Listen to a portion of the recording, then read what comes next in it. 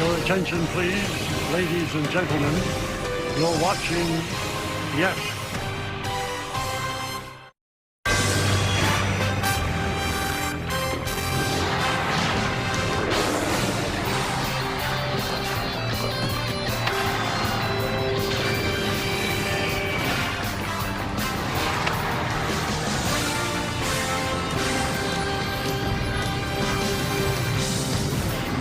Crowd falling into Yankee Stadium on this Monday evening where it is time for baseball. As the Yes Network presents New York Yankees baseball. It's the New York Yankees against the Baltimore Orioles in the final game of a 4-game set from Yankee Stadium in the Bronx, New York.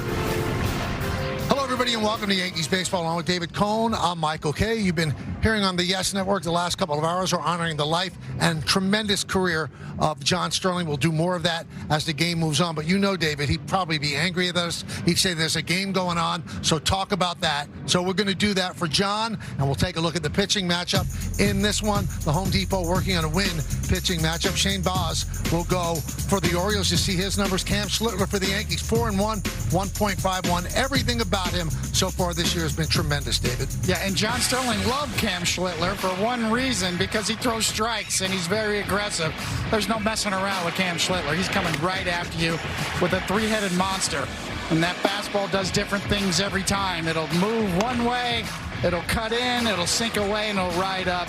Cam Schlittler utterly dominant so far. All right, since his major league debut in July of last year, first in ERA, fourth in opponent's average against, second in opponent's slugging, and fourth in strikeout percentage.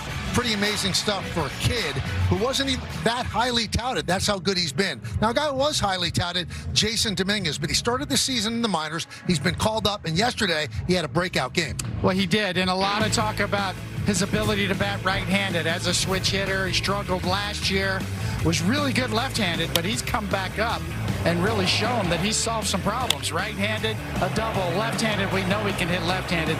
That was a big home run. He made his mark on the game, and then for good measure, comes up again right-handed with another double. So a big three-hit game for Jason Dominguez and a mark on that game. All right, so against left-handed pitching, 2 extra base hits yesterday, first time in his career, and 3 hits in the last 4 at-bats. So solving one of the problems the Yankees had about him, that he did struggle from the right-hand side. Not yesterday. Well, the Yankees made a very tough decision today. Anthony Volpe is going to stay down in the minors. Jose Caballero will be the shortstop. Aaron Boone talks about it with Meredith Marakovitz next, right here on Yes. Welcome back to Yankees baseball on Yes for the series finale between the Yankees and the Orioles. Yankees looking to make it 4 in a row. Hey everyone, I'm Meredith Marakovitz. After yesterday's game, the Yankees decided to option Anthony Volpe to AAA. Jose Caballero remains the starting shortstop. Earlier, Aaron Boone spoke about that decision. We want him to have the best chance to be successful, and we have to acknowledge, first how well Jose's played. He's been just a key factor in us getting off to a really great start this year on both sides of the ball, on the base pass. So it's really as simple as that. It doesn't change how we feel about Anthony or the kind of player we think he is and will be. But in this moment of time, we felt like this was absolutely the right thing to do. Boone went on to say he did speak with Volpe last night and probably not pleased with the decision, but he did handle it like a pro. Plenty more to come here on the Yes Network. When we get back, Cam Schlittler gets the ball. First pitch coming your way next, right here on Yes. Now I'm going to introduce to you my newest partner on Yankee baseball on WABC Radio, Michael Kay. Now, you know the name Michael Kay because Michael Kay has been one of the outstanding sports reporters for both the New York Post and Daily News and has covered the Yankees over the last 5 years. He's also done contributions to MSG Television, and where Yankee Magazine is being shown right now. I slowly worked my way. I had always wanted to get into this side of the medium, so I never really shut myself off from it. And I'm thrilled. I don't think it's going to be a problem, to tell you the truth. I just love the idea of doing the games with you and doing MSG again, so I'm ecstatic. Wow, 28 years ago, David, 28 years ago, 38 years ago, what am I talking about? 38 years I'll tell you what, I miss him dearly, and I think he loved you. He really did. Yeah, he was one of a kind. I'm a better person for having known him, actually getting to know him as a broadcaster. Up here as a player, you kind of know him, but certainly on this side of the fence up here, you get to know him better. It was remarkable. Now, he loved baseball, he loved the Yankees, and now we'll turn our attention to the field where Cam Schlittler is taking his warm-ups as the Yankees try to sweep this 4-game set. Let's take a look at the Orioles lineup. Gunnar Henderson will lead off. Adley Rutschman will catch. Dylan Beavers bats third and plays right. Cleaning up first baseman Pete Alonso. Samuel Basayo, the DH, will bat fifth. Batting sixth, playing center field, Leody Taveras. Then it's Cowser, Jackson, and Alexander rounding out the 9. And the man of the hour, Cam Schlittler, towing the slab here in the Bronx on a Monday night, and those numbers just jump off the page. I mean, pick one out. They're all off the charts. Let's tell you a little bit more in our Nissan Pitcher Scout Report. Historic career start. I mean, there's so many numbers you can parse and go through, but he's made 21 starts. 19 of them have been 3 earned runs or less. That's the most in franchise history. The nuanced power fastball. It's a 3-headed monster. One rises or rides, one cuts, one sinks. We've talked a lot about it. It's really good. An occasional curveball, under 10%. Really about 9% of the time he'll mix in a curveball. Let's take a look at the Yankee defense behind him. Bellinger, Grisham, and Judge in the outfield. Infield, McMahon, Caballero, Chisholm, and Goldschmidt. That's third to first. Austin Wells behind the plate. Jason Dominguez coming off a big game. He'll be the DH with Cam Schlittler on the mound. Defense brought to you by your local Tri-State Genesis retailers. Orioles coming at 15-19, and the Yankees 23-11. The JS on the back of the Yankee cap to honor the memory of John Sterling, who passed away today at the age of 87.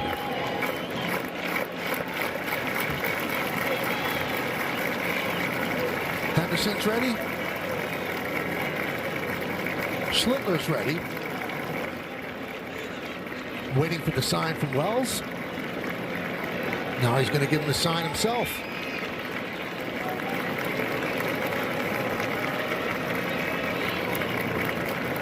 And let's do it here in the Bronx. And there's a strike. And we are underway. 100 miles an hour to start it off.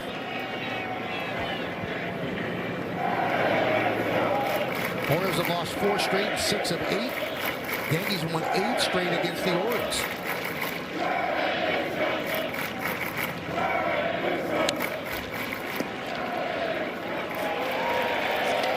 Home plate umpire is Mike Estabrook. And he's had 30 calls, challenged, 19 overturned, fewer high strikes, more low strikes, 21st Major League season. Considered neutral. The Umpire Scouting Report brought to you by your local Kia dealers. See the rest of the crew. Ground ball. Nice hop there for Chisholm. 1 down.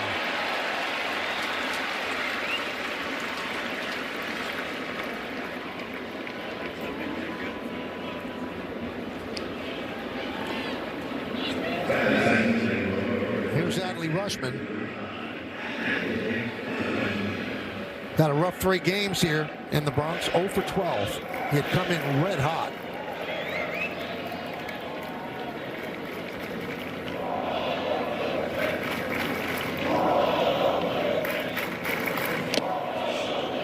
And that got the foot of Estabrook. It's 101 miles an hour. Off your kneecap.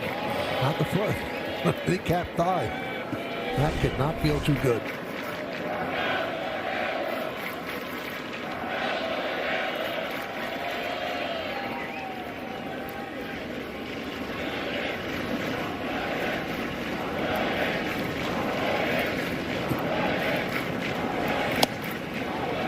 That was a strike, 1-1.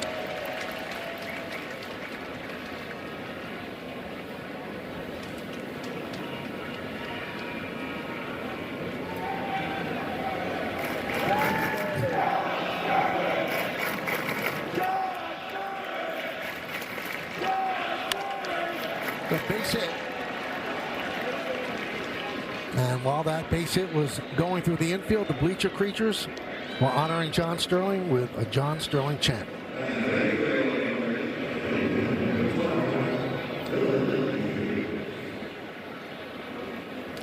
So Rushman with his first base hit of this series. That'll bring up Dylan Beavers.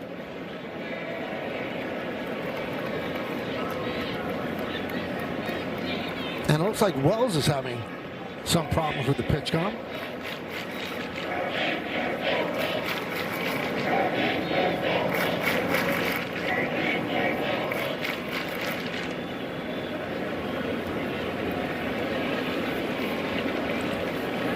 Just amazes me that this has not worked out before the game. We've seen it with all teams. Everybody forgets the password every now and then. I have password issues. So what's your password? The perfect game date? Yeah. It never gets accepted because it's too easy to guess.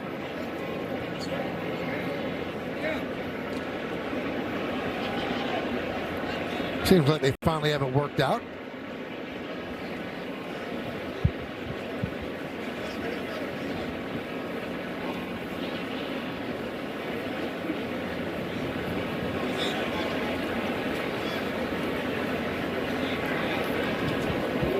Well, now we've got it straightened out. So Rushman leads off first, held there by Goldschmidt.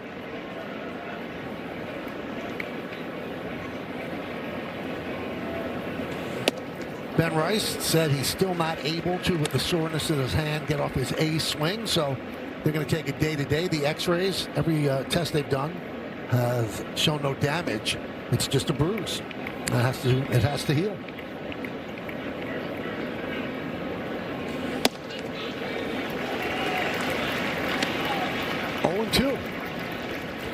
Injury report brought to you by Montefiore Einstein, the official hospital in New York Yankees. Exited yesterday's game in the fourth, left hand contusion, out of the lineup today. As we mentioned, still some hand soreness, and it was on a throw. He thought it was going to be in the dirt, and it didn't go to the dirt. It came right to him and hit him really flush on the hand, and it bruised it. It was on a pickoff from Fried. Swing and a miss, pulled right by him, 101. Beavers down on strikes. Oh, he's thrown 9 pitches, 8 of them for strikes. I mean, there's no messing around. He comes right after you. Opposing hitters know it, and they still are having trouble catching up. There's Pete Alonso. All 4 games have been greeted with boos from the stadium crowd.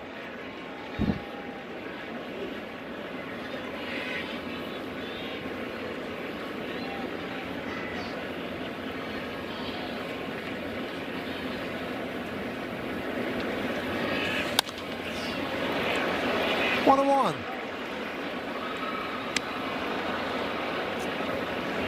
Alonso 4 for 10 the first 3 games. Orioles looking for him to get going, find his stroke. He started slowly, beginning of a 5-year contract.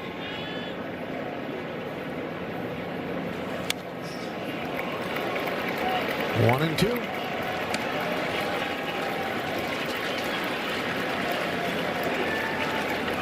Got to look at a rare Schlittler slider right there at 90 miles an hour. Yeah, he's got one of those too.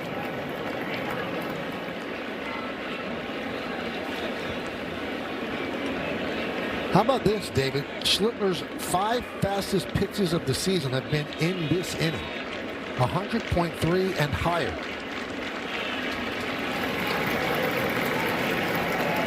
One, two. Right field. On the run is Judge, and he makes the play.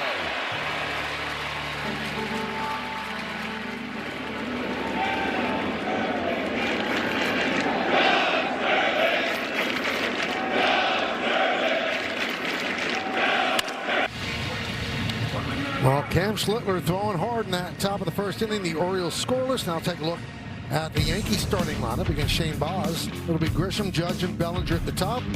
Jason Dominguez coming off that big game yesterday. The DH will clean up. Jazz Chisholm bats 5th.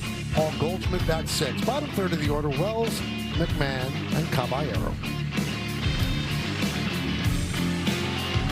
And Shane Baz on the mound to be his 7th start of the year. A little bit of a mixed bag. 11 and 29 walks to strikeouts. And let's check out the Nissan pitcher scout report for Shane Baz. And he's always had a big fastball, averages around 97 miles an hour velo-wise.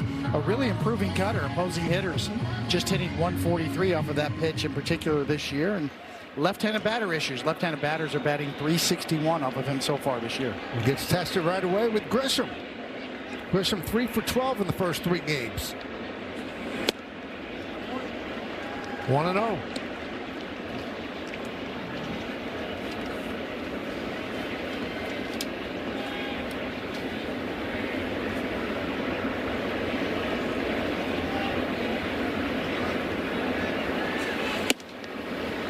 One.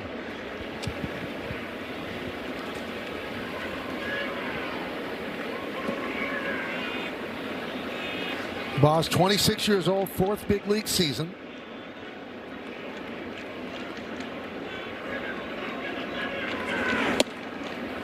Orioles got him from the Rays for 4 minor leaguers in December, and then at the start of the season signed a 5-year, $68 million extension that goes through 2030 and then buys out 2 free agent years.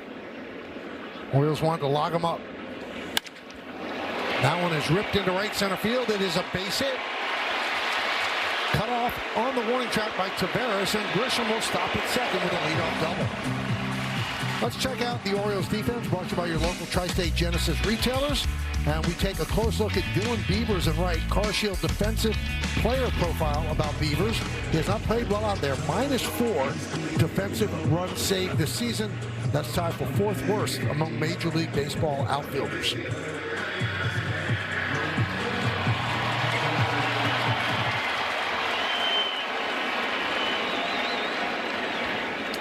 Here's Judge, 4 for 10 in the series.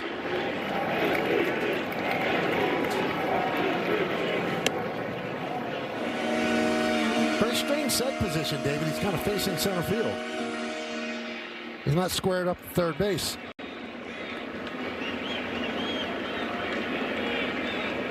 Trying to hide the grip from the runner at second base. That's about as extreme as it gets. I don't think I've quite seen the pitcher go to that extreme to hide his grips. And it's so extreme that Judge could see that he's wearing number 34. I mean, once he goes to set, his back is facing home plate.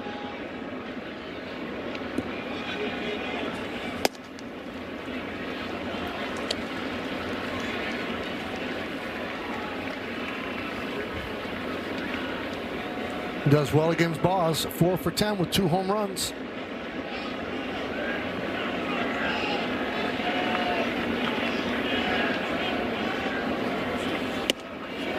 Tied him up. Did he go? Yes, he did, said Malachi Moore.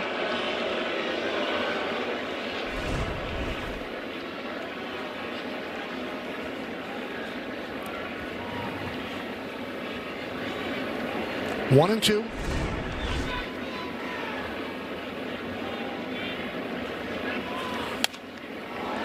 Fouled away.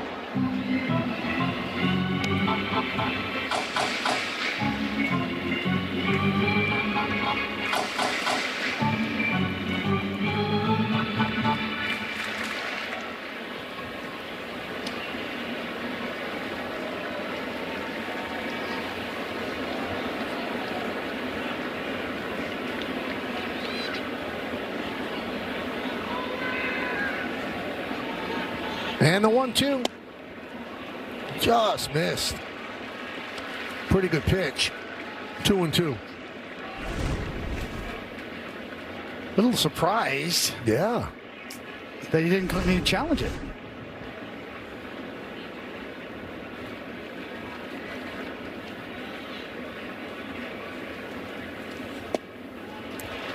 And another 3-2 count.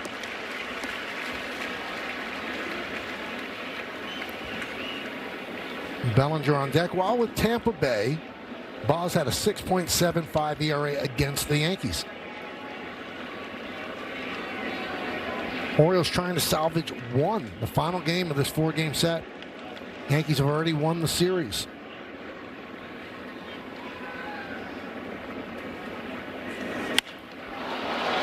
The other way and foul.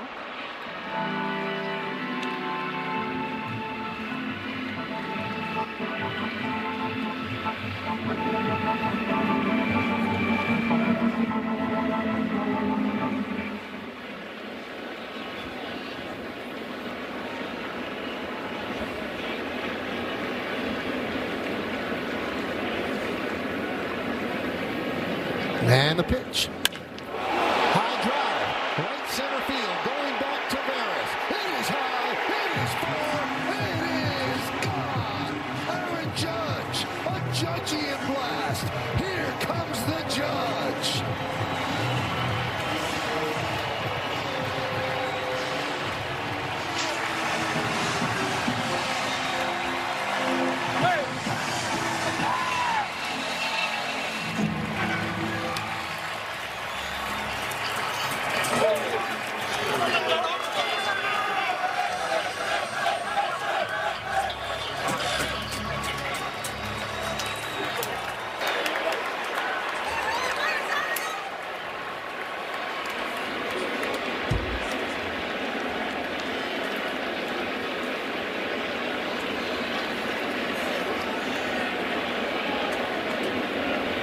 Here's Bellinger.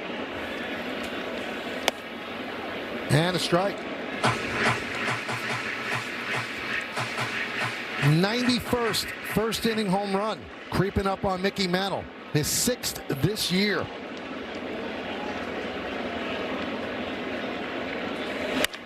That one is ripped to right field. Beavers reaches up to make the play.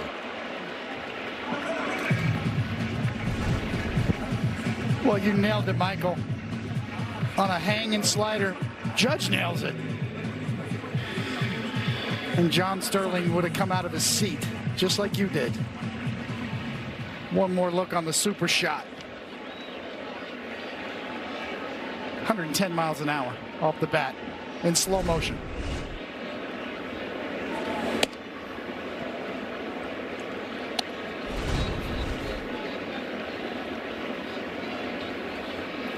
It's his 53rd lifetime home run against the Orioles.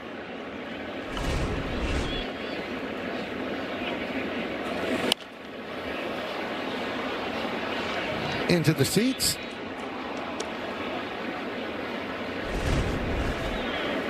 See the spike grip and the spinner.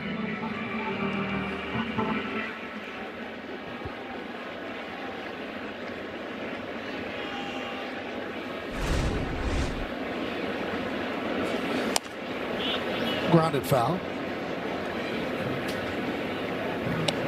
Last August, Boz gave up a career-high 5 home runs to the Yankees. Judge, Bellinger, and Stanton went back to back to back.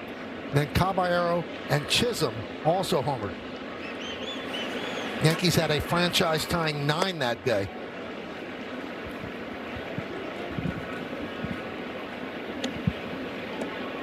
And Michael Benrice said in the clubhouse yesterday, it's pretty clear Aaron Judge is never going to let me have that lead. He hit a home run after Ben did yesterday, and now another one tonight for Judge. Popped up. Who's going to get it? Alexander makes the call on the catch. 2 down.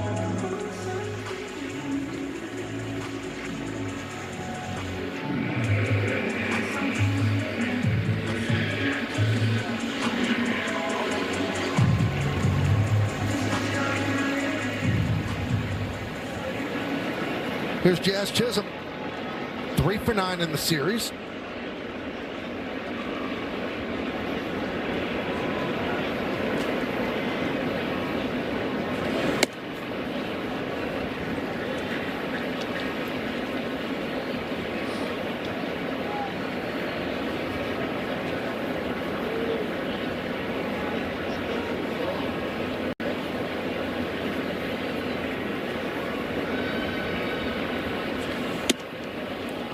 The home run by Judge is 382nd career home run, and that ties 3 others for 71st all-time.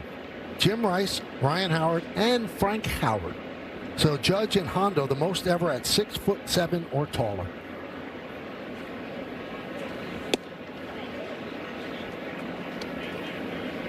2-1.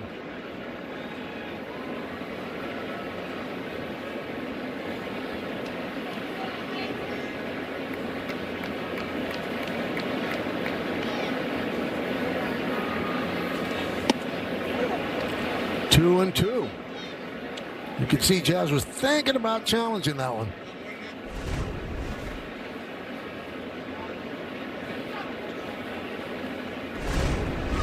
You might have been right there. Might have been right.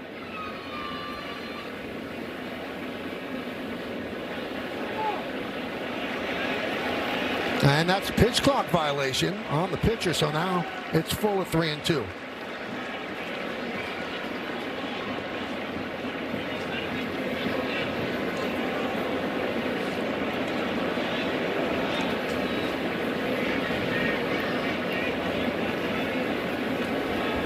That's not great with the pitch challenges so far.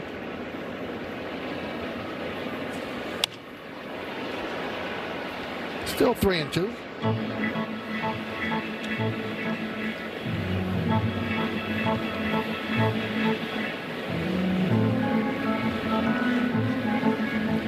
Remember, he fined himself $1,000 in Houston because he challenged the ball that was right down the middle.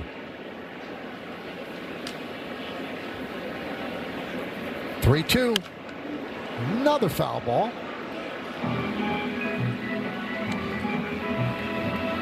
Jazz has been swinging the bat a lot better. Hitting the ball hard. A little frustrated because he hasn't gotten a lot to show for it, but he's getting quality at-bats.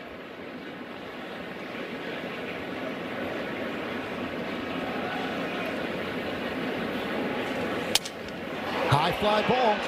Coming on Beavers toward the line. And he makes the play for the final out. But the Yankees take the lead, and they do it in style. The captain goes yard, a long way. It was, in fact, high and far and gone. 2-0 Yanks. Play FanDuel's Daily Dingle for free every day for a chance at a profit boost if your selected player hits a home run. Here are the featured home run odds for today's players. Jazz Chisholm, plus 470. Austin Wells, plus 600. Basayo. Check swing, fouled away.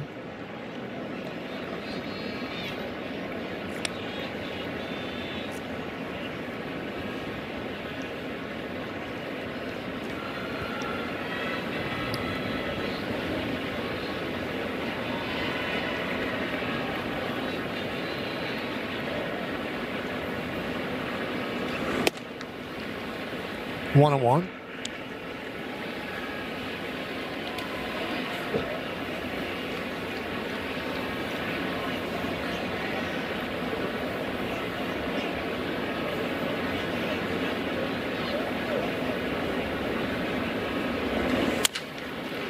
Right back to Slitler. Got some English on it. One away.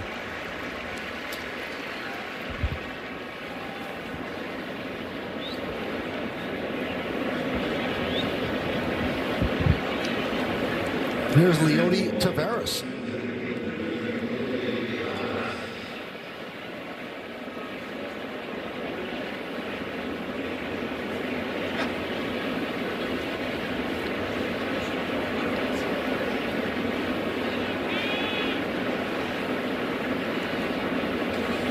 The thing about Schlittler, he throws hard, but he throws strikes. So his strike percentage is 70.7%, which is the highest of any pitcher who's thrown over 20 innings. And this is not a this and that guy throwing 101 miles an hour today.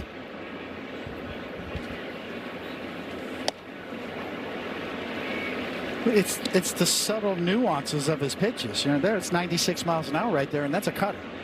So that's what keeps the hitters off balance. It's not just straight fastballs or four-seamers. A little bit of sink, a little bit of cut.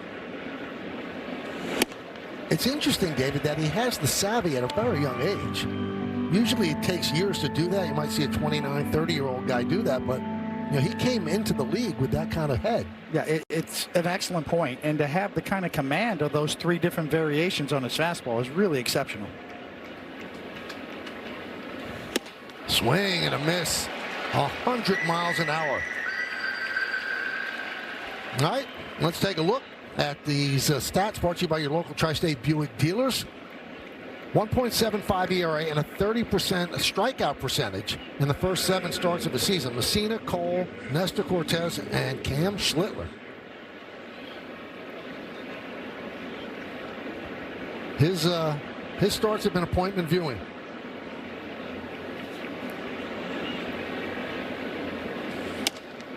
And a pitch to Cowser. He's obviously a high aptitude pitcher because he's taken what they've taught him and really gone to a different level, especially with that cut fastball. It's much improved this year compared to last.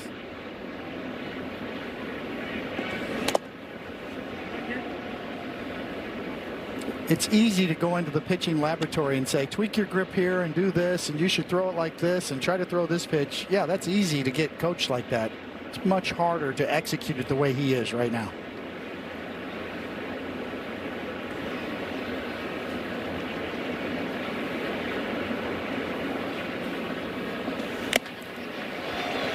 Just reaching back and throwing it right by the Orioles, who are not that bad of a fastball hitting team.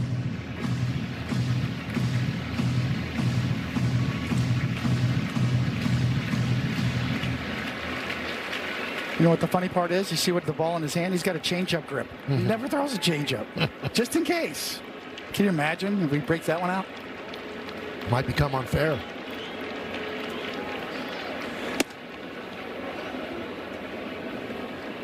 Two and two.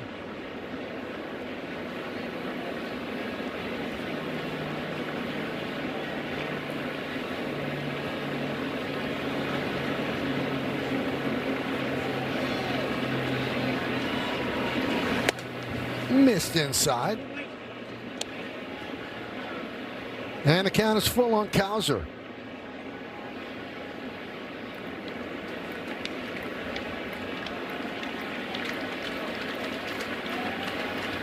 And the big right-hander rocks and deals. Foul back to the screen.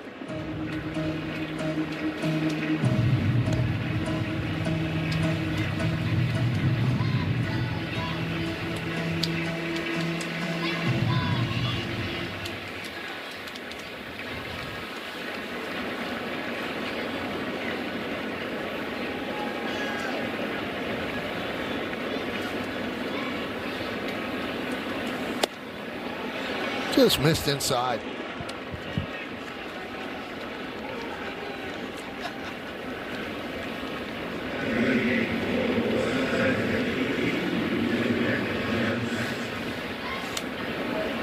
Just the 7th walk on the season for Cam Schlittler.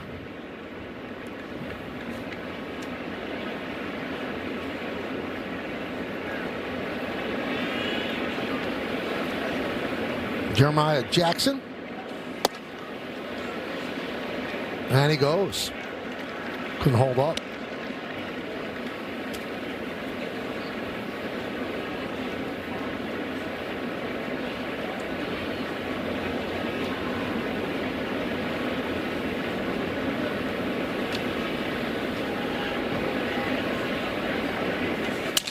Shattered bat. Charging McMahon. Fires, got him. And that'll do it. No runs, no hits, no errors, and one man left on base. Go to the bottom of the second. Welcome back as the Yankees lead the Orioles 2-0 as we head to the bottom of the second. I told you right before first pitch that the Yankees optioned Anthony Volpe to AAA.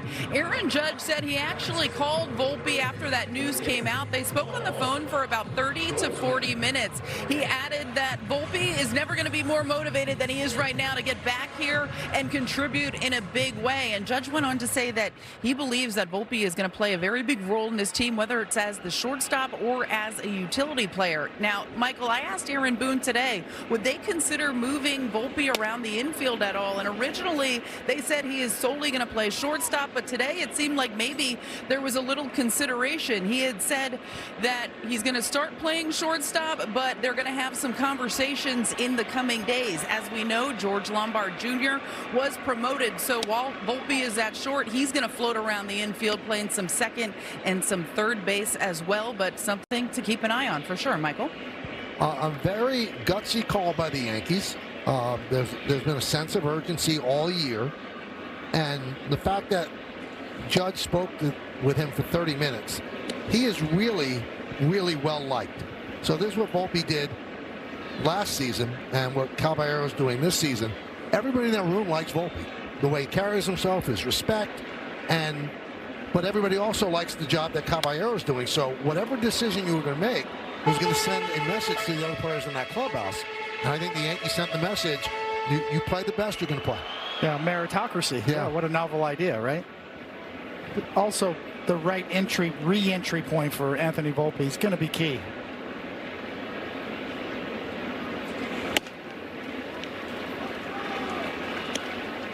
If he were to come up right now in the middle of the team playing so well, it would have been a difficult pressure situation for him. It wasn't the ideal re-entry point.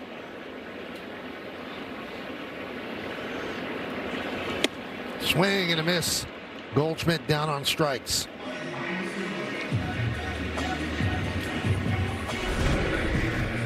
Another look. The backup cutter right there, up and in. Got him underneath. Wasn't that the name of the bar in Basic Instinct? Johnny Boz? Really? Remember Johnny Boz's place that. in Basic Instinct? Yeah. That's not what I remembered about Basic Instinct. Johnny Boz, the bar scene. I think it was based on Boz Skaggs. Okay.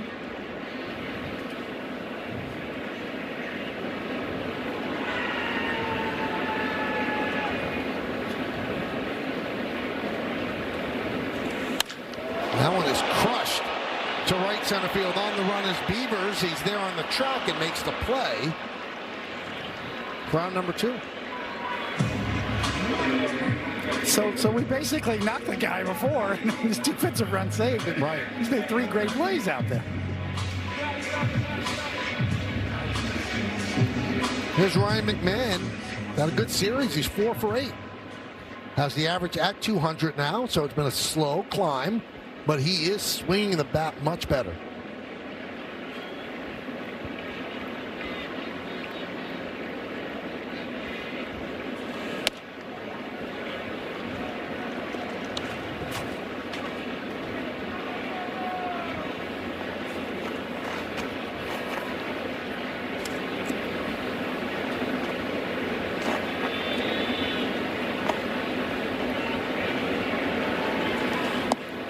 Wave through that one, 0-2.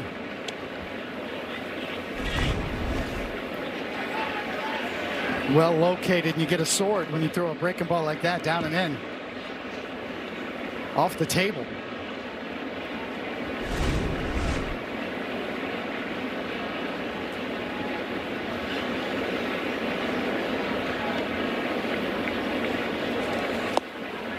Swing and a miss. And McMahon down on strikes. Yankees go down in order. We go to the third. It's 2-0 Yankees. Time to name that Yankee. Brought to you by Prevagen, made for your brain. 16 Emmys, 5 World Series. And those are the teams that this announcer actually did play-by-play for. Can you name that Yankee? And it's an 87.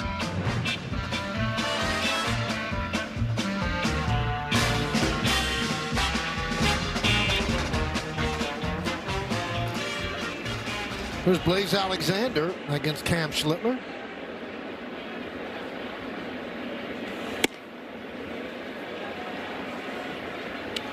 (0-1).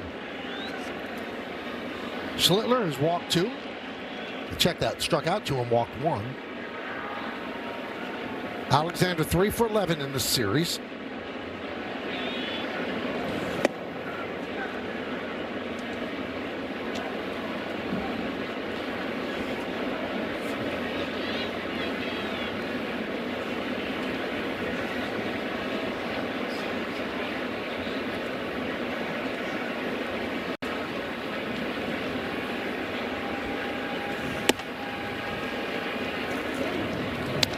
Two and 1.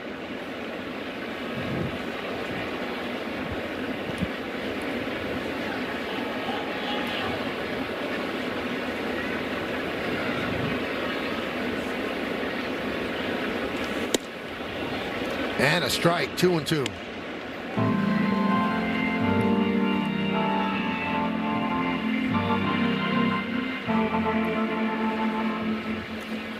Now you'll hear in the background throughout the game, Ed Alstrom, the stadium organist, is only playing Broadway show tunes in honor of John.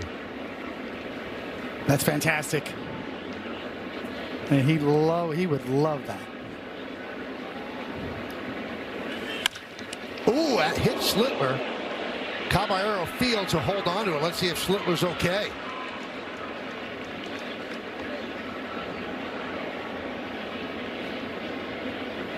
So that's a base hit for Alexander.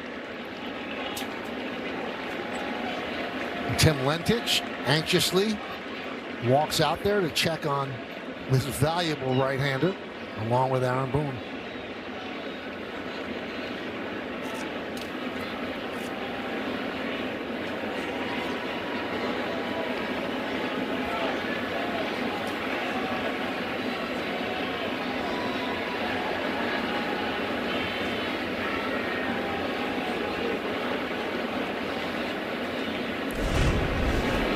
Another look. Calf, you think? It looked like it might have been below the knee on the back of the leg. So he threw one pitch, and the Yankees are convinced he's okay. Kind of the back of the knee, right? More so than the calf. Yes.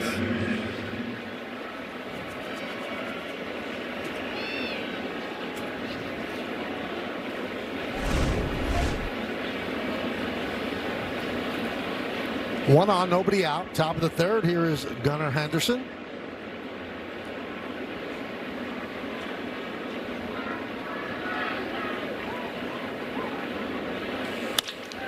And there's a base hit.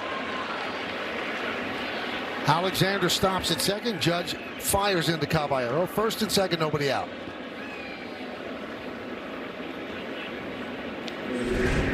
Gunnar Henderson's ready to hit this time. First pitch, two-seamer, kind of stays up and out of the plate. Henderson gets the bat head out. First and second, nobody out.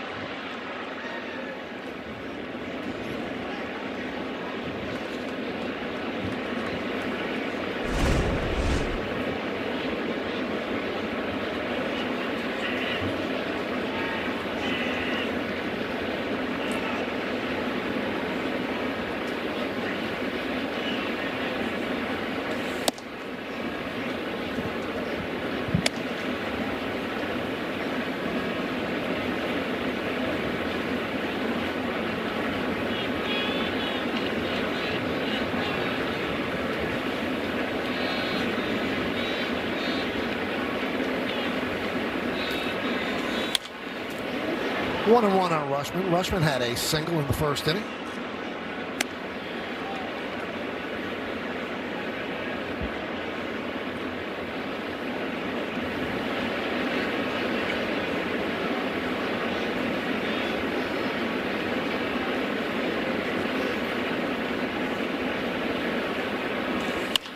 This could be two. Let's see if they turn it quickly. There's one on the first. It's a double play as Alexander moves to third.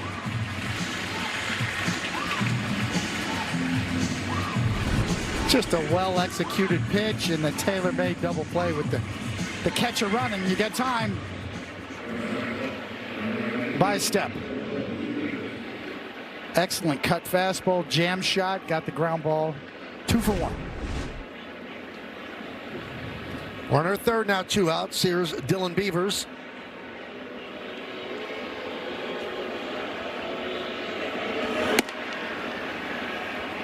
They had a pickoff play on as McMahon was running toward third. Alexander had a big lead, but Wells hung on to it. See, it's a predetermined play as McMahon's breaking over there, but Wells says, nah, not going to chance it.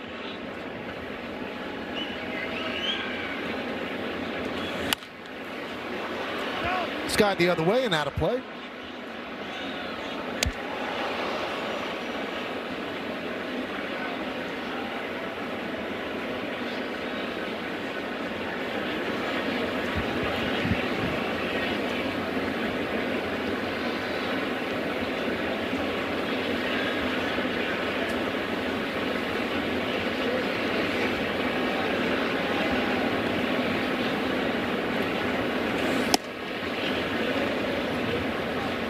2-1.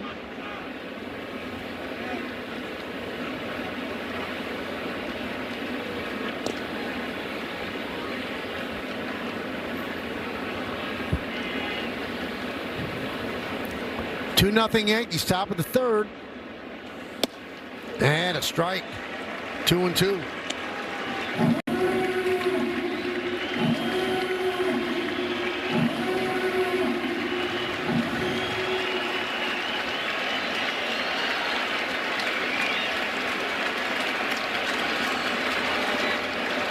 And the pitch. Slice foul. Good job of spoiling that one. 101 miles an hour on the black at the knees.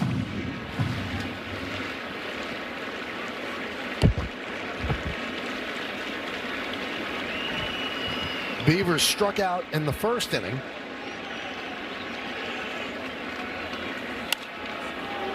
Another foul ball. Really battled.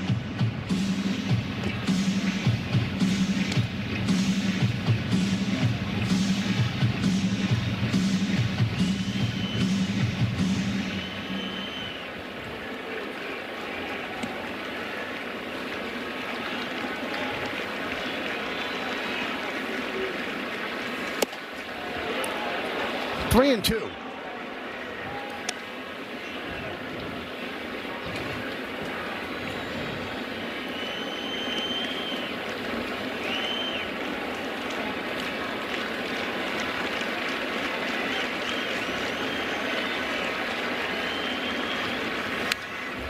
Wow, what a battle.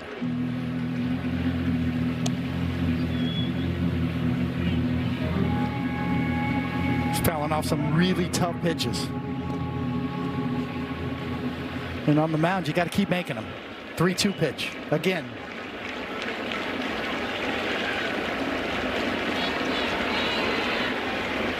The payoff. Swing and a miss. Schlittler wins the battle. A 9-pitch classic at bat. Won by Schlittler. We'll go to the bottom of the third.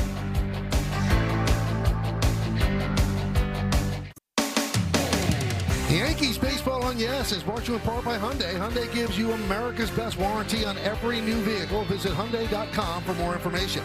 By Sage, proud accounting software provider of the New York Yankees. By Nissan, hop into a Nissan Rogue and hit the road to adventure. Shop NissanUSA.com. And by Optimum Fiber, famously fast fiber internet.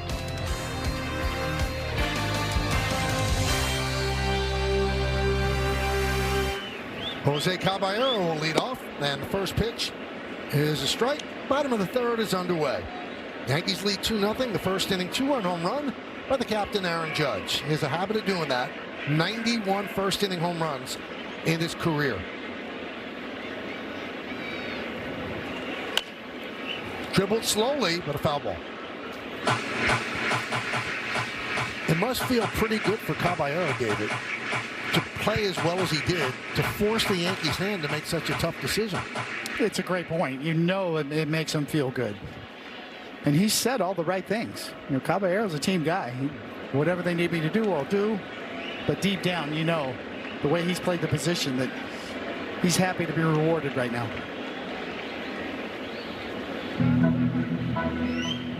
That'll be 9-1-2 in the Yankees order. Caballero, Grisham, and then Judge.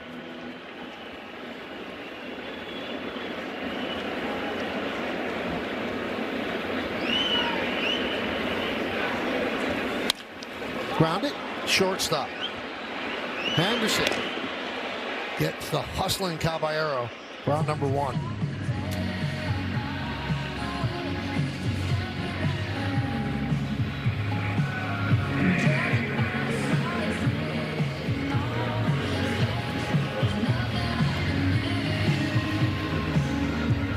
Grisham started the first inning with a double to right center field. Another bullet off of his bat. He's been swinging it very well. Solid contact.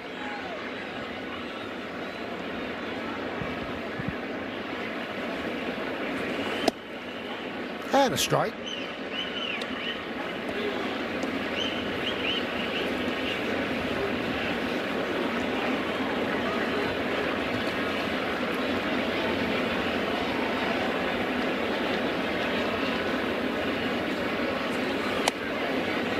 Over the 3 games and 2.5 innings, the Yankees have scored 29 runs in the series, and the Orioles have scored 9. Now, the double by Grisham was 104.5 miles per hour off the bat. He has 19 outs this year, hit 100 or more miles per hour, and that's the most in the American League. Yeah, that's hitting in bad luck.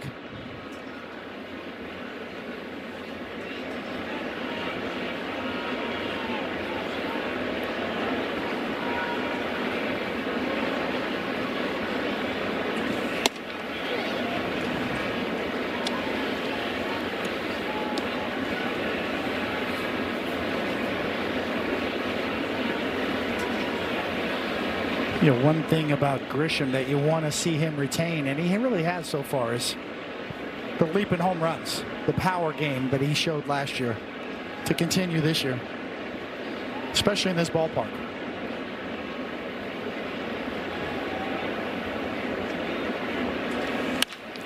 Another rope. This one deep to right center field. It's in there and up against the wall. Another double for Grisham. And now he's going to third. And he'll make it. Ball mishandled.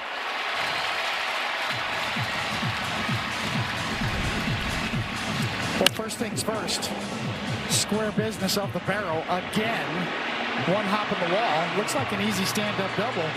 But a heads-up play. As soon as he sees the bobble, he's off. Another look. Right here, pay attention, stay on it, and he does.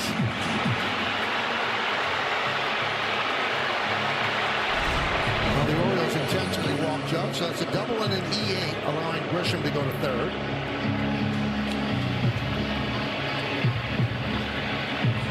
So Judge gets intentionally walked, and they'll deal with Bellinger, who hit a P to right field, but Beavers caught that out in the first inning.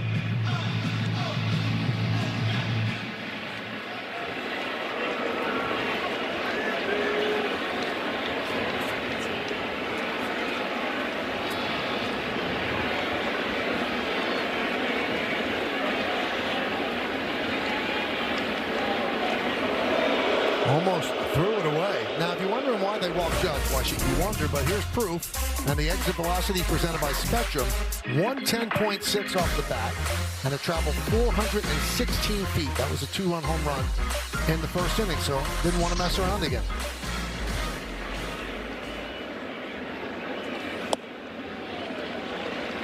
Want to know?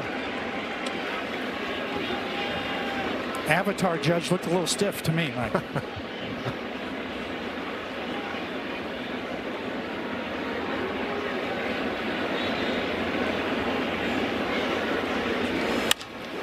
Driven into left center field and deep.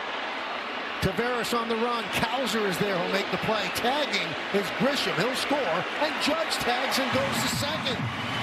So a sac fly from Bellinger, and the Yankees are up 3-0.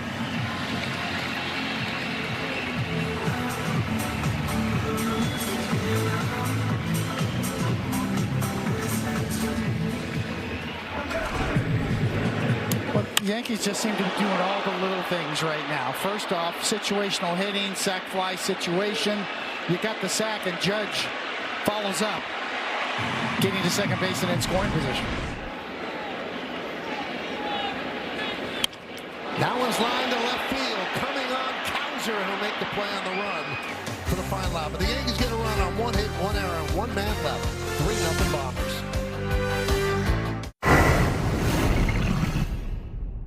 Deals swung on and driven to deep left. It is high. It is far. And it's gone. Yankees win.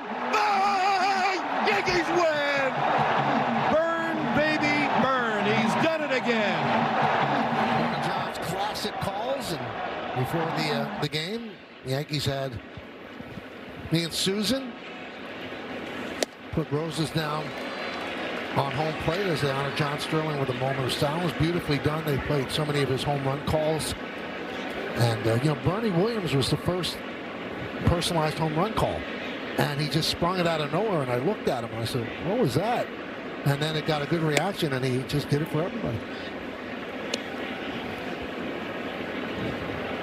Now, Bernie, Meredith is downstairs, and Bernie posted something on Instagram, right? Yes, Michael, he said John was the soundtrack of his entire career with the Yankees. All those championships, all those amazing moments, he called them, and he is truly proud to be the first one of those many famous home run calls. Bernie goes boom, burn, baby, burn. And he certainly sends his condolences to the Sterling family as well. And also beautiful sentiment sent out on social media by Derek Jeter and Alex Rodriguez. And, you know, that era of the Yankees, you know, the championship years that you were on, David, he was a big part of that. He was the soundtrack of that run as Alonso goes down on strikes.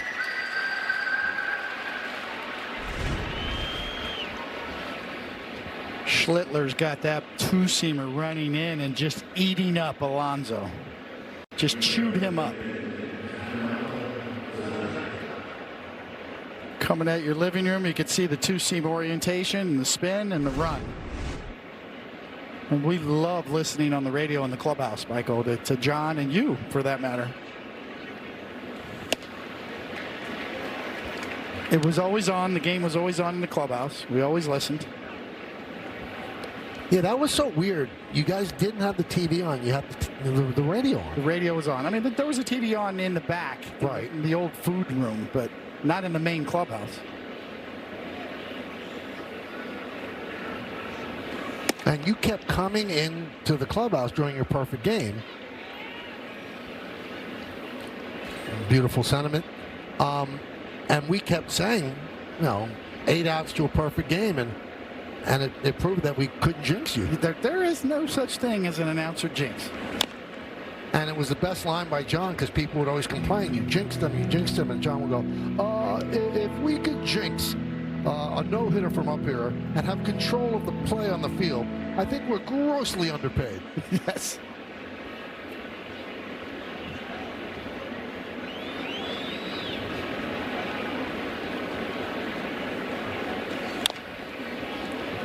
Still 1-2 on Basayo.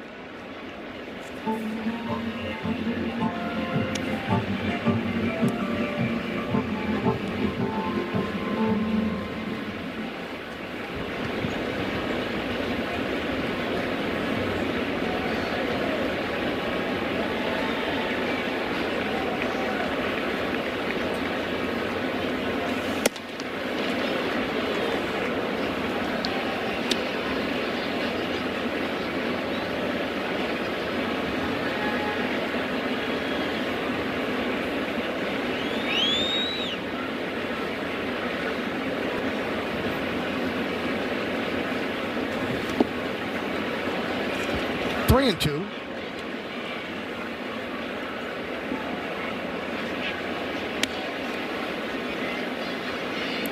But Basayo's an impressive young hitter. I was watching him in batting practice today. He's got some serious thump in his bat. He's got power. He's a good hitter. He's got a chance to be a good one for a while. Ground ball, glove side, Jazz Chisholm, smooth, makes the play.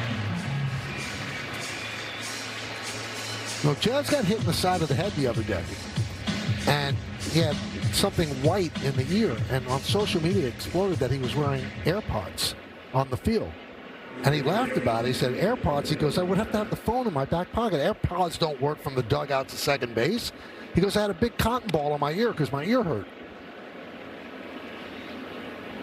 He said, but I like that people care about me.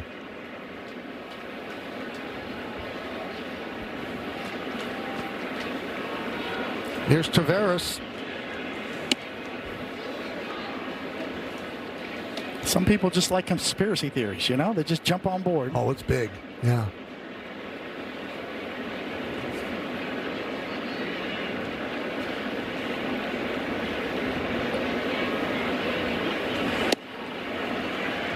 One and one.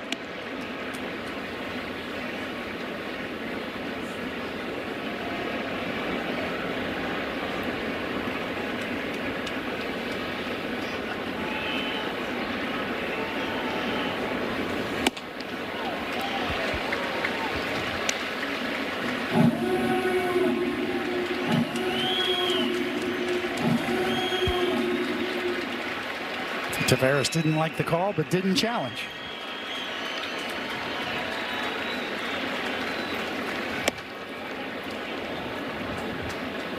Two and two.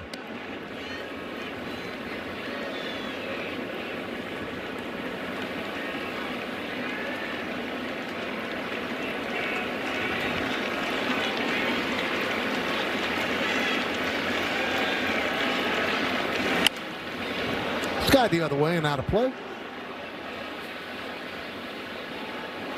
I see a lot of defensive swings on Cam Schlittler, right? I mean, when you're watching, is it a four-seamer? Is it a two-seamer? Is it sinking? Is it cutting?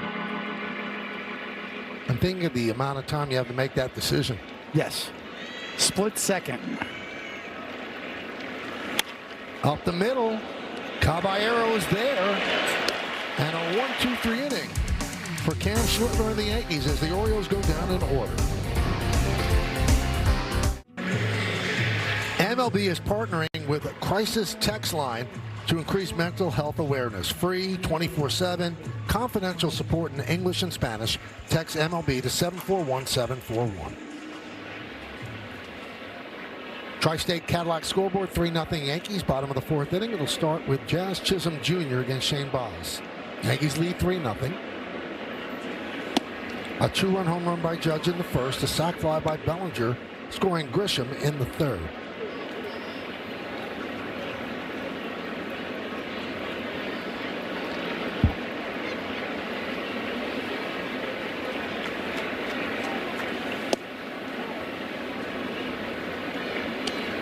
One and one.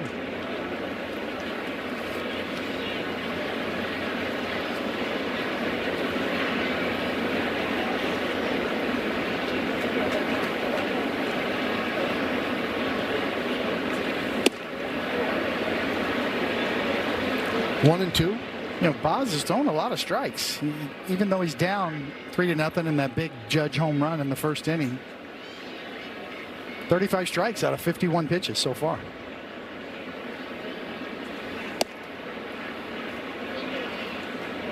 Two and two.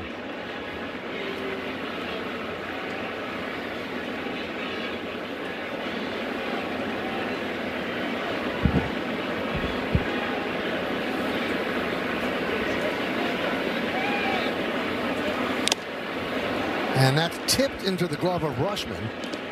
One away. Fans, Yankee games on Yes are streaming live on the Gotham Sports app, included for free with your eligible TV provider subscription.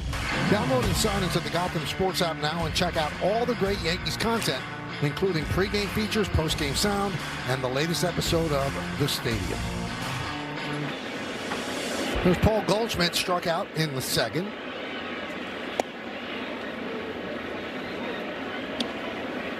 One and 0.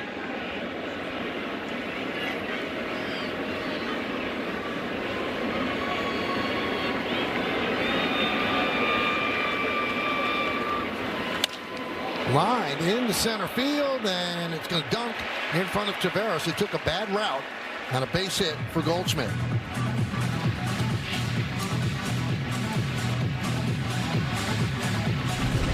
You talk about a knuckleball. This ball had a snake on it out to center field. I mean, you can see it from here. It's going right. Look at it turn back left. Tavares had to stop in his tracks. You see on your super shot, right back at you on the button.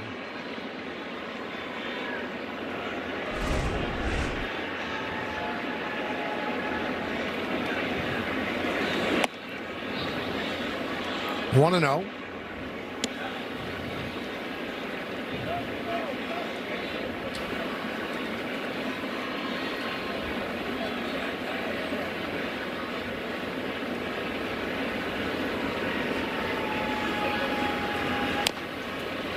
One.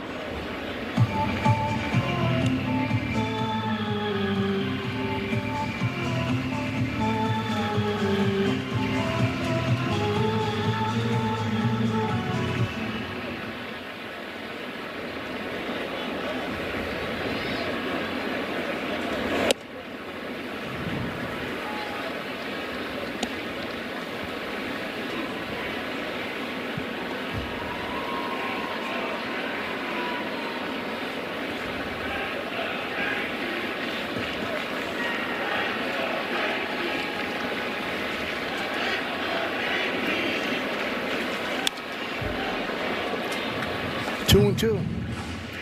You can see why the Orioles like Boz and gave up what they did for him and then signed him to a contract right away. The Orioles have had trouble attracting free agent pitching, and they made this trade with the Rays for Boz and locked him up right away. He's got good stuff.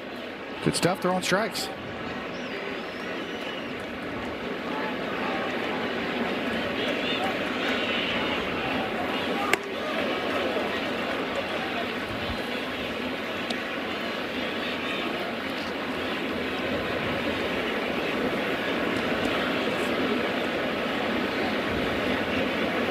So the count is full. Runner at first, one man out. Wells calls time.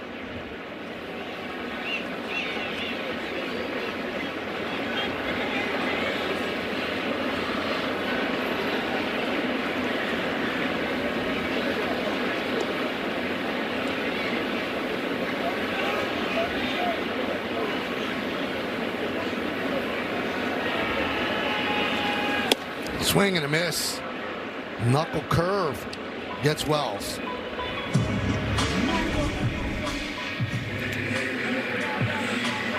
Coming in the back door. You can see Wells just a little late reading it. You can see he's behind it and underneath it.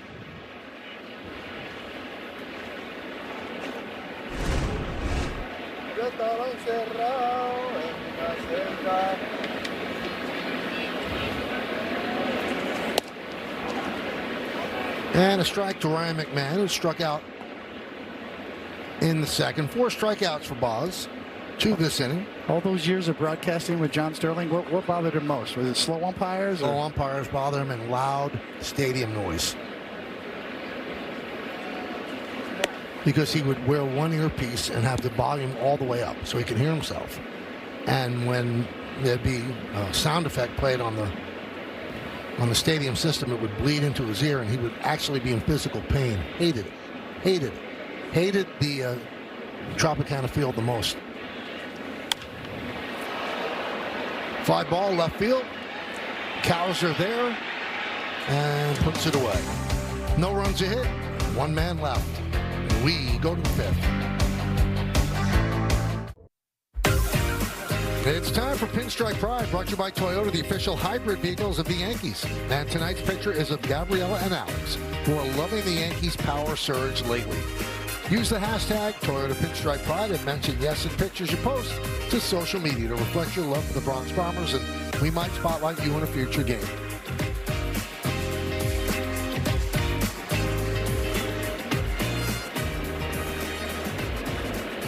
We go to the 5th inning. On the Audi scoreboard, Yankees lead 3-0. Colton Cowser leads off.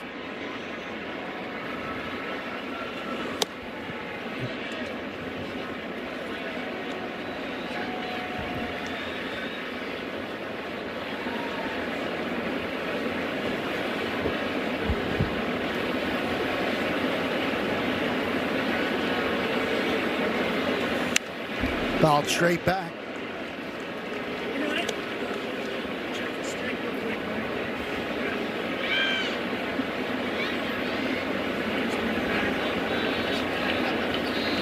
It's amazing the consistently strong Yankee starting pitching they're getting, game after game. Even yesterday with Max Fried laboring and struggling, he still gave them a representative outing. It wasn't, classic Fried, but he got the job done. He had him right in the game.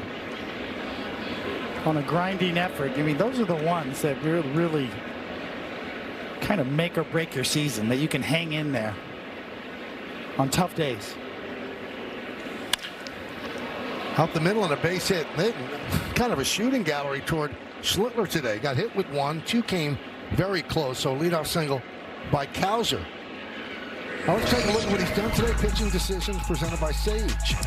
Well, we talk about the subtle nuance of his different types of fastballs. But yeah, 100 miles an hour upstairs usually works. There's the cutter up top. And the 2-seamer eating up Alonso. That thing had enormous movement down and in. So it really is a guessing game for hitters. Which way is it going to move? You know it's coming in hot. You got to kind of guess what kind of spin or what kind of movement it has. Here's Jeremiah Jackson, but first a throw to first.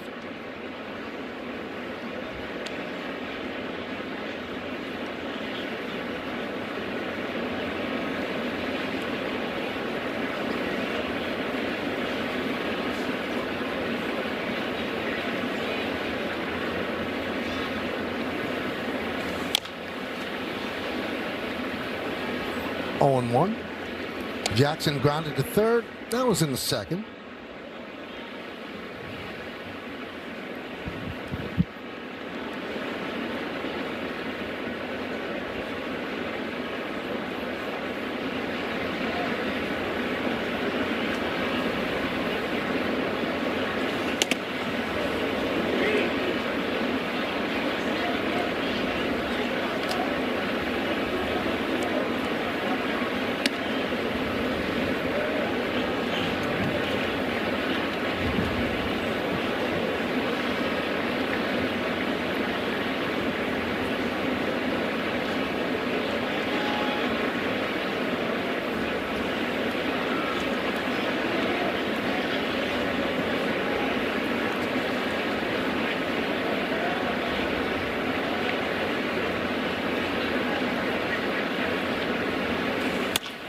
Ground ball, grabbed by McMahon.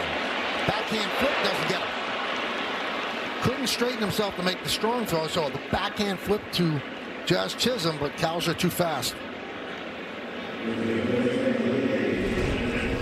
Well, good job getting to it.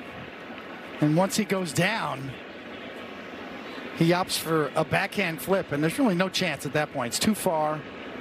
Cowser had too good of a jump.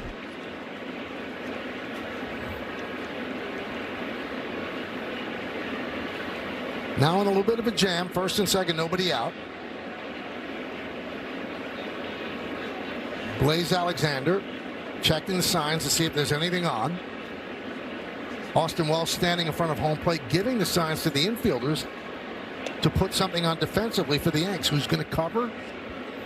Will they throw through?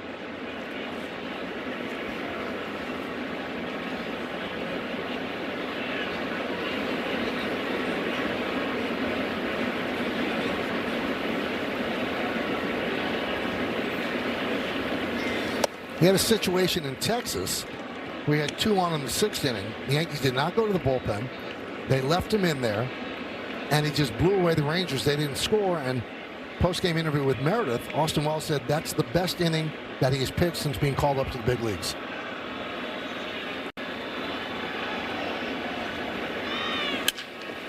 Grounded, short. 1, 2. Big double play as Cowser moves to third.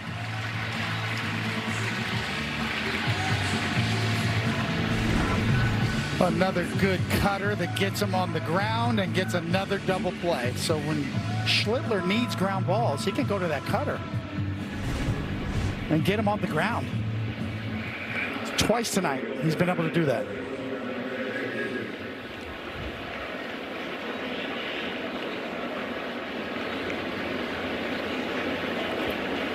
So here's Gunnar Henderson. 1-0.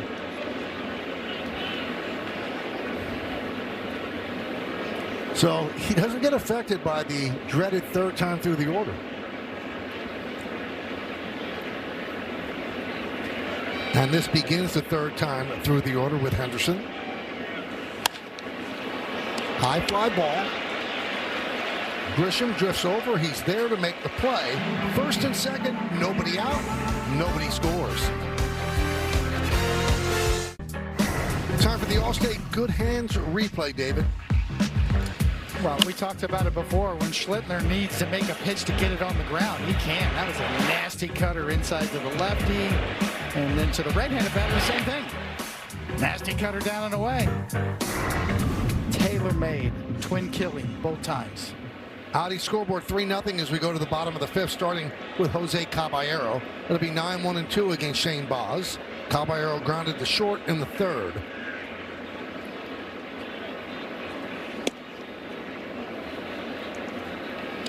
One and 0.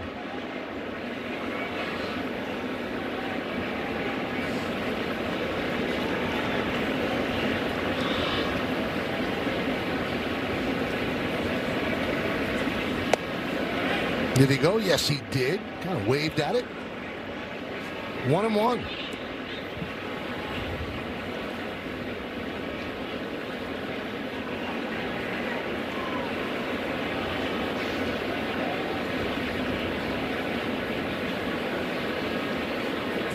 Now, the Orioles manager, Craig Albernass, said after the game yesterday, he said, this is a little early crisis point.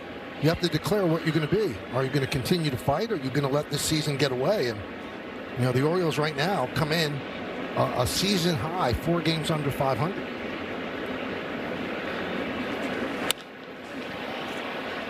Fly ball, shallow center. Leody Taveras makes the play. 1 down. Well, tomorrow, and yes, the Yankees and the Rangers kick off a 3-game set here in the Bronx. Extended coverage starts at 5 with 2 full hours of pregame leading up to the first pitch at 7:05. That'll be on Yes and the Gotham Sports app. And the possible pitching matchup, Nomar Rodriguez could make his Bronx debut against Jacob deGrom.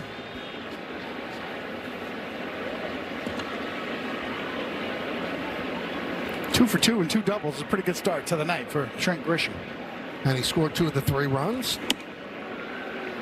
To your point before, Michael, that shows you the value of a stopper on a team to avoid long losing streaks or to avoid getting swept. And on the Yankee side, the last couple of years, it's been Max Fried who's been that guy, the stopper, after a Yankee loss.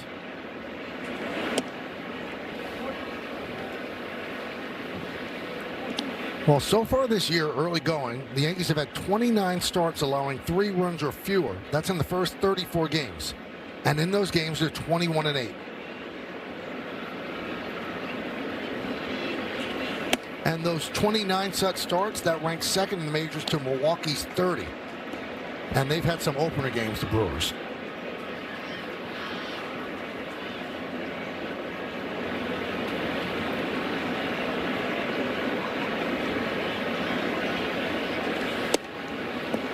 Ball 4 to Grisham.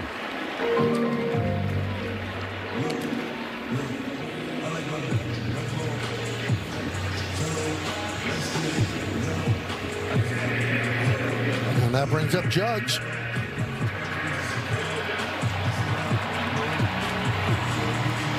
Sixth first-inning home run of the year, 91st of his career, gave the Yankees a 2-0 lead. 1 on, 1 out. Check out the Optimum Fiber famously fast replay.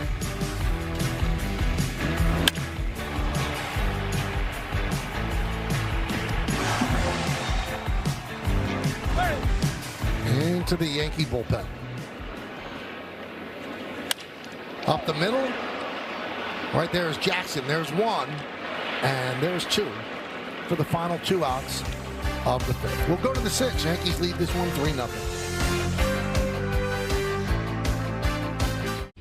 Hey everybody, Bob Lorenz with your Audi update. Red Sox and Tigers in Detroit, top of the 7th. Jarren Duran wipes out a 2-0 Tigers lead with a 3-run shot to left. His 3rd homer in his last 4 games. Boston puts up a 5 spot in the top of the 7th. And you see the empty stands, rain's hitting, so they're in a delay right now. But the Red Sox leading that one, guys. Thank you, Bob. We go around the majors. Pitching is tough, man. Look at Tarek Skubal. Elbow surgery, could miss 2 to 3 months. Cal Raleigh missing 3rd straight game tonight with side soreness. And Johan Duran expected to be activated off the 15-day IL tomorrow for the Phillies. The Skubal stuff, wow, huh? Yes. That'll push him past the trade deadline, too. So Detroit, obviously, in his last year, would love to retain him. Odds are he's probably going to go to free agency, but they could have traded him if they fell out of it. Not now. And you do wonder if this injury impacts free agency for him. I mean, people were talking about a $500 million contract for 10 years. But now will that scare people off? Well, we've seen injured players get big contracts in free agency.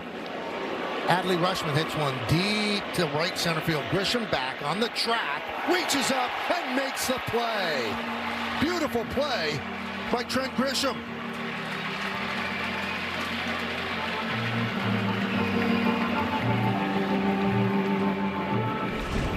Trent Grisham playing some baseball. He is. Turn and run, find it, and get it. Full speed.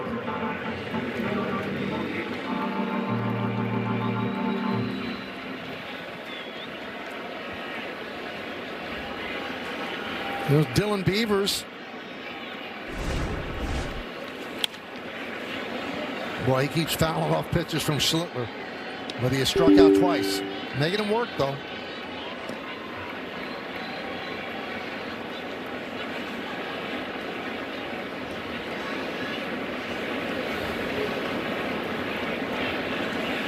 Cam started the day with a 1.51 ERA. After 5 1/3 scoreless innings, it's down to 1.34. And just mind-boggling numbers. Yes, it's just a strike-throwing machine, too, again, tonight. Just filling up the strike zone.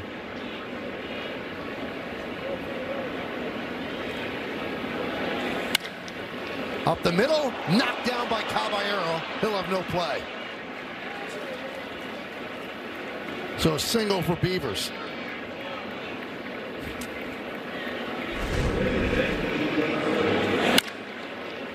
That was hit hard.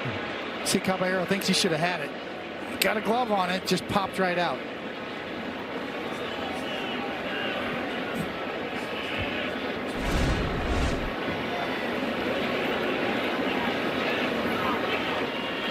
Here's Pete Alonso. 0 for 2, fly ball right, and a strikeout. Crowd of 36,802 on this Monday night at Yankee Stadium.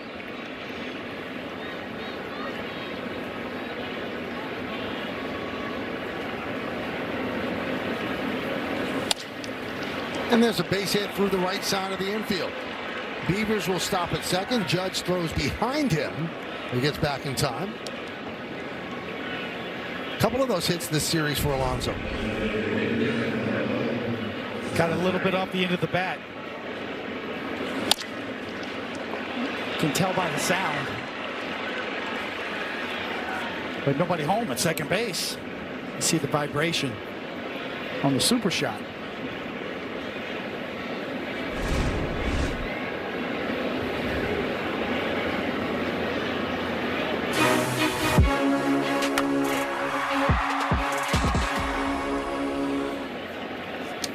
Little conference on the mound, talking things over with Cam Schlittler as Fernando Cruz getting ready.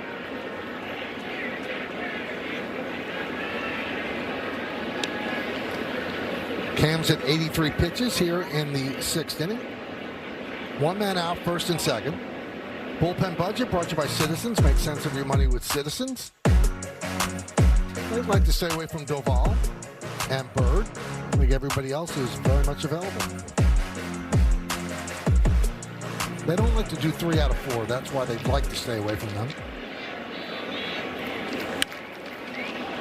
That's a big out to get. Basayo, dangerous. Lost one to left field. Bellinger is there to make the play for out number 2.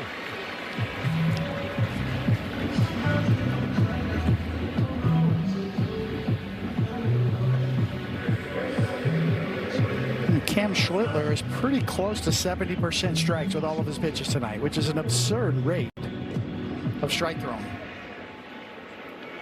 76% strikes with his cutter tonight. 4-seamer, cutter, sinker, all of them at 65% or better in terms of just throwing strikes with those pitches. All 3 of them. Tavares jumps on the first pitch and fouls it away.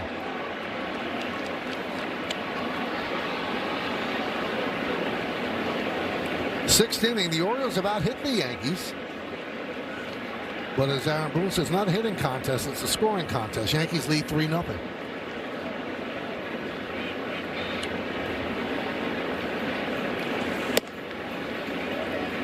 So it's weird. Schlittler's had electric stuff right from the very first inning, but he has had some jams that he's had to work out of.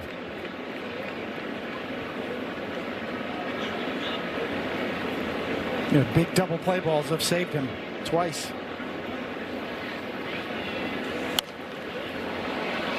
One and 2. But you hear pitching coaches and pitchers talk about trying to get ahead. Get ahead with my pitches. That old cliche. Well, Cam Schlittler's taking that to another level. Now Jake Bird has replaced Cruz warming up.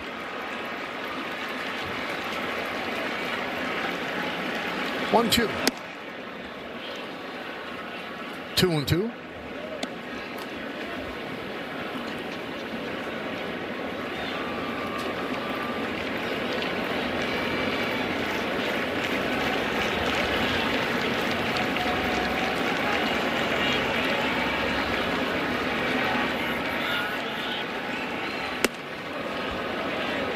Held off on the four-seamer, and the count is full. Gives the Orioles a little bit of an advantage. The runners will go with 2 outs and a 3-2 count. Beavers off second, Alonso off first. Yankees lead by 3-0.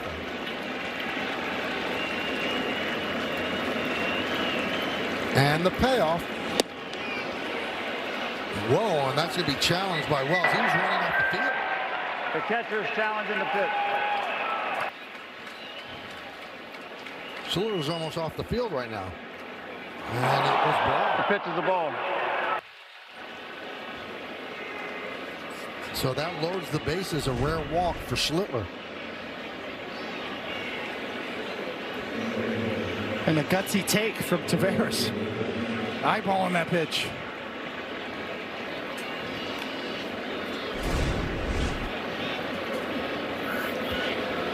Here comes Matt Blake. Schlittler is at 90 pitches.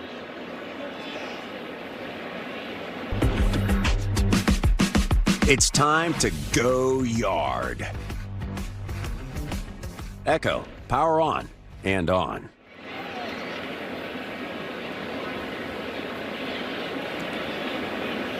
So they're going to obviously allow Schlittler to work out of this.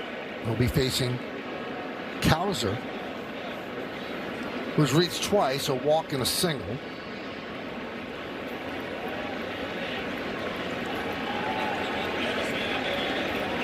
So in all likelihood, this is the final batter he'll face.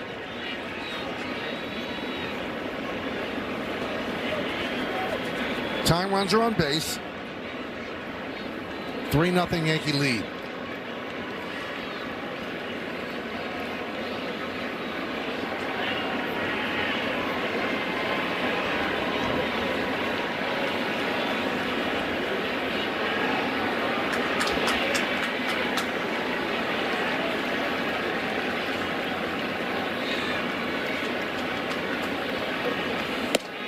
Outside.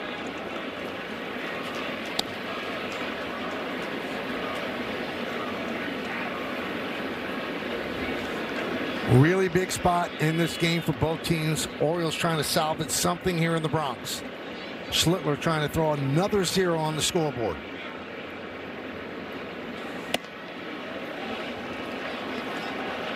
So 2-0.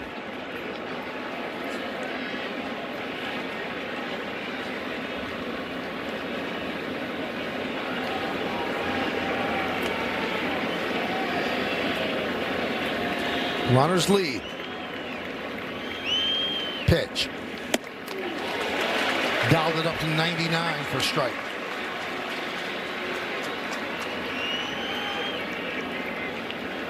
Now Tim Hill joins Bird. Had a lot of movement on that last two-seam fastball, running away.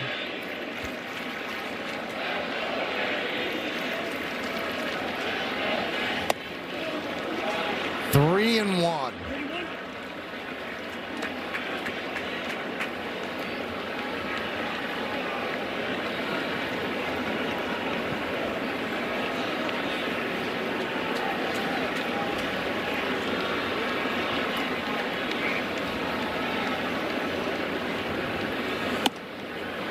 How about that?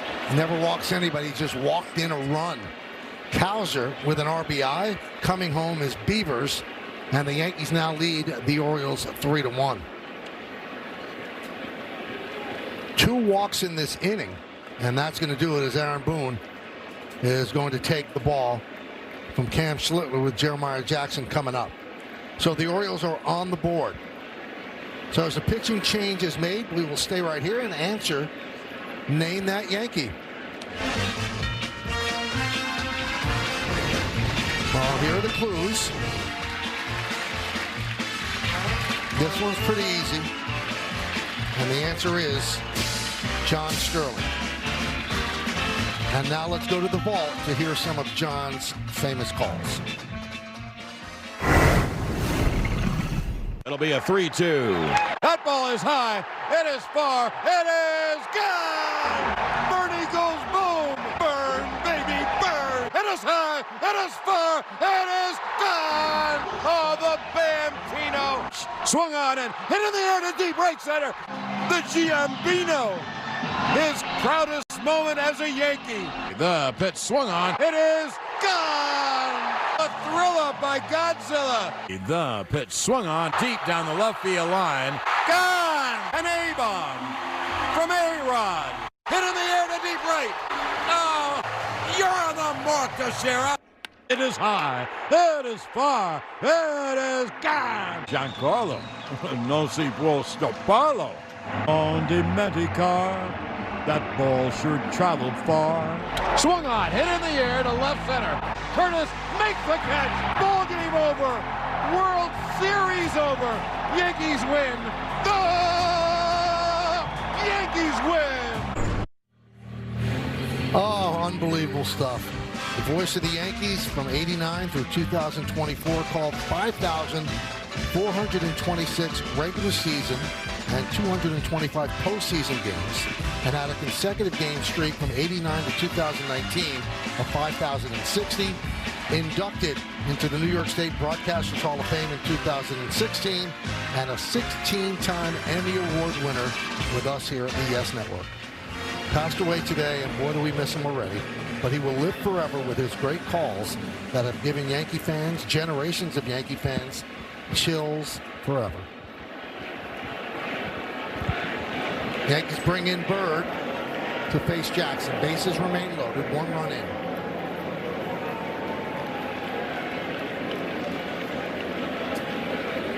And more trouble with the pitch count.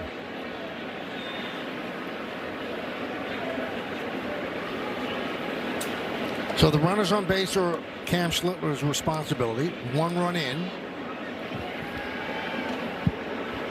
Pitch count. He doesn't have a pitch count. They're saying he does not have a pitch count. So it's not that it doesn't work. He doesn't have one.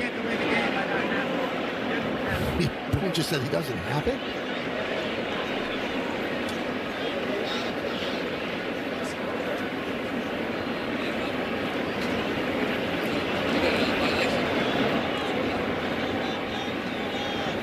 And that was a pitch clock violation, so he starts off with 1 ball, 1-0.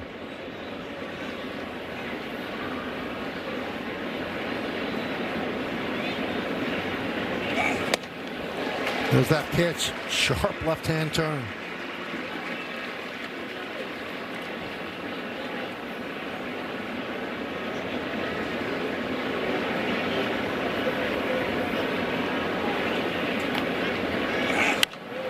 Popped up. Long run for Goldschmidt, but it's in the seats.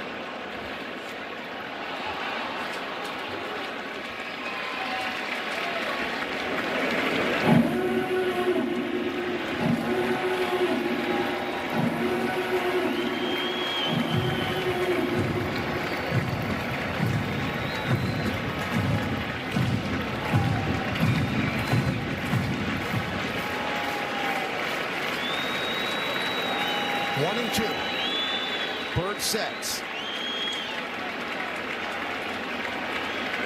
Time call.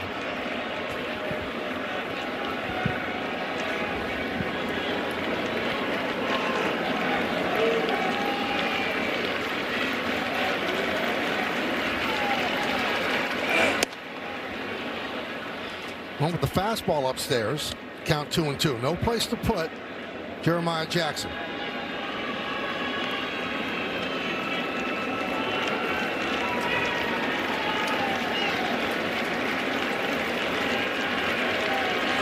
Swing and a miss, got him.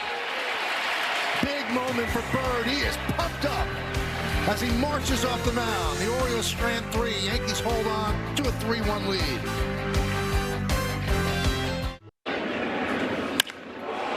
It is high. It is high. It is far. It is far. It is gone. Aaron Judge, a Judgian blast. This is Judgment Day. Here comes the judge. First inning home run by Aaron Judge, and gotta be honest, that just gave me goosebumps. Great job by the guys and the gals in the truck. Cody Bellinger leads off, and he swings at the first pitch and lofts it to left field. Cowser puts it away. Now, Meredith, you have a lot of Sterling stories, I'm sure. Way too many to even count, Michael, but one thing we do know, fans never heard this particular home run call from John Sterling. That would be Aaron Boone's epic home run against the Red Sox in 2003. It was Charlie Steiner on the call for that one, and John really missed out on having that call. So years later, Aaron Boone is working for ESPN, and John actually records his call, or what he would have done at the time, to that epic home run, put it on tape, gave it to Susan Waldman, and then Susan found Aaron Boone and handed him the tape and said, John really wanted you to have this. And Aaron took it home, and he said he listened to it. He's not sure where the tape is now, but anyone that knows John would believe that story, and I would love to hear that home run call, Michael. Wow, what a great story, Meredith. Because when you did the radio with John, you'd switch off in extra innings, and that was an extra inning home run. So the second broadcaster would have the 10th inning, would have the 12th inning, would have the 14th inning, and John would have all the odd number innings, and that was Charlie's inning. And Aaron told an unbelievable story today that when the Yankees win a game and you see him in the dugout and he turns to his coaches right away and he kind of puts his arms around them, and what he's saying to them is, Yankees win, the Yankees win. He does that every single game. So John's call, still living in that Yankee dugout. That's pretty cool.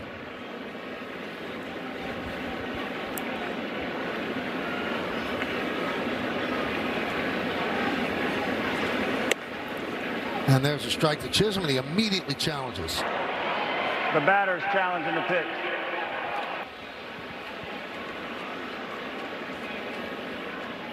And he's wrong. Pitches the ball.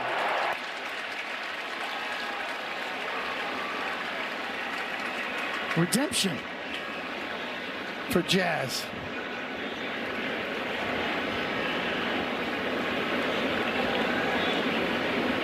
He gets one right, 1-0.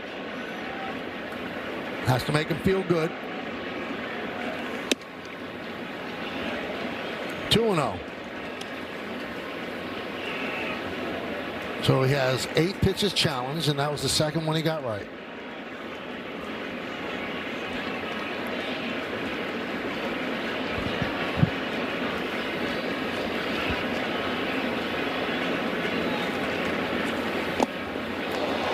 Somehow got out of the way of that. Count 3-0. In the bottom of the 6th inning is 3-1 Yankees over the Orioles.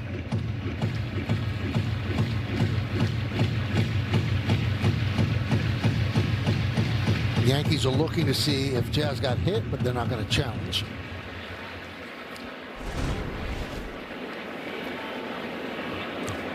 He kicked it, but he didn't get hit with it. See if they green light him on 3-0.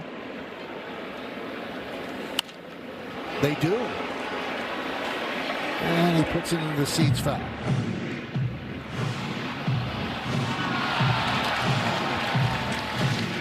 That bounced in the lower deck and bounced all the way to the first row of the second deck, where a fan in a Volpe jersey made the play. Pretty nice. And gave it to a kid.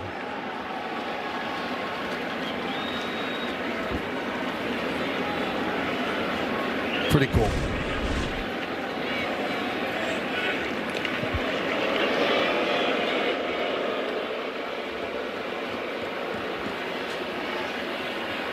Good time for Dominguez to be going here on a 3-1 pitch with 1 out. Stay out of a ground ball potential double play, but get in motion. Maybe Jazz will hit a gap. There he goes. Pitch is high. No need for the throw. So it's a walk to Jazz. 2 straight walks by Baz. And it's first and second with 1 man out. Now let's listen to Aaron's version of the story after the Yankees win a game. As soon as that final out is made, and I get up to shake players' hands, I go, ball game over. Yankees win. Duh! Yankees win. And I'm shaking all my coach's hands, so I got goosebumps thinking about that. Good job by Aaron.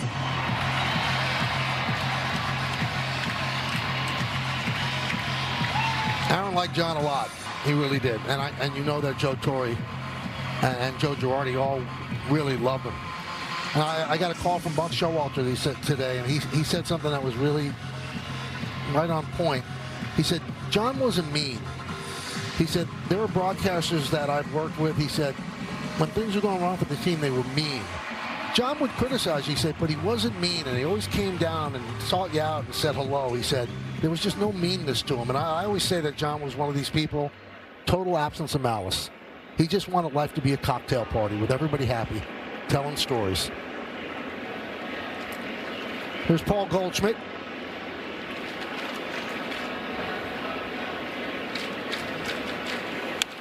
Foul back.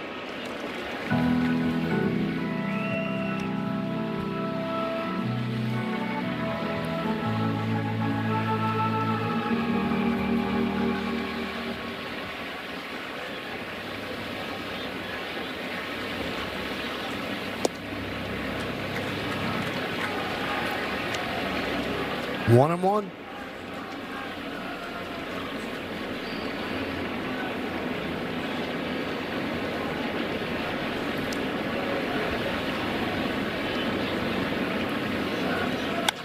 Served into right field. Beavers going back and makes the play on the run. Both runners tag, but Dominguez moves to third. Jazz stays put at first.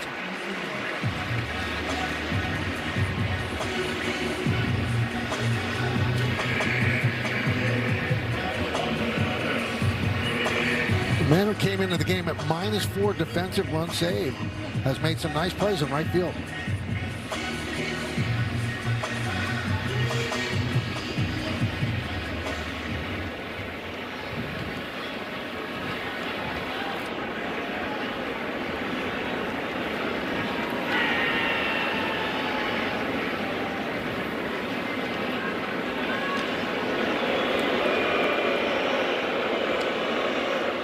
Now you can see Jazz going here,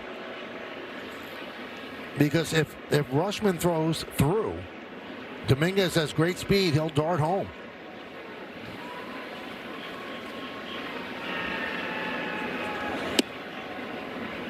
One and 0 on Austin Wells.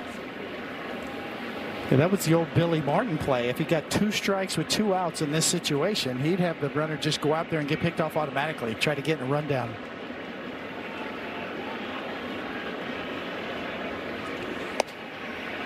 Two and 0 on Wells.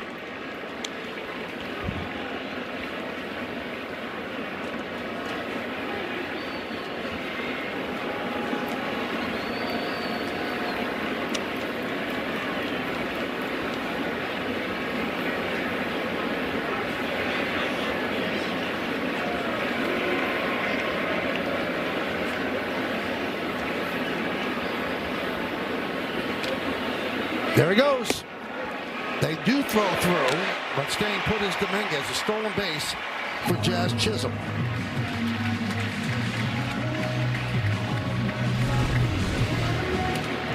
Great jump from Jazz.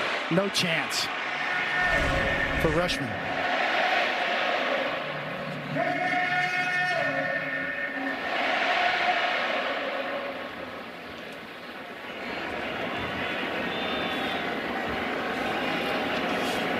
Big spot for the Yankees. Give their bullpen some breathing room. Second and third. Good speed on the bases. 2-1 count on Wells.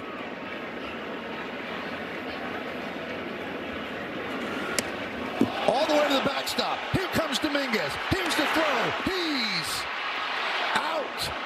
What a play by Rushman and Bars for the final out. And it looks like Dominguez might have hurt his hand.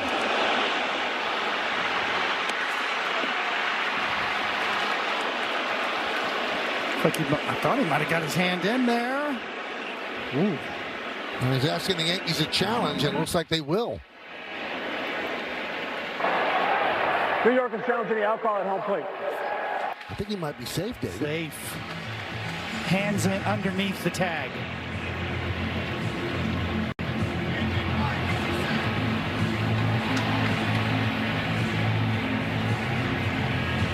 And then his hand hits into the spike. Crowd sees it on the big board. They think he's safe.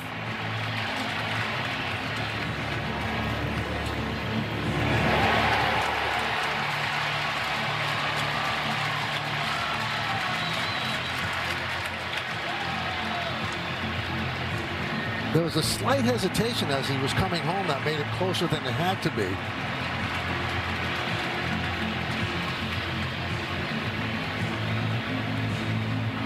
First you have to find out, safe route, then you have to find out if his left hand's okay. There's a hesitation, right there.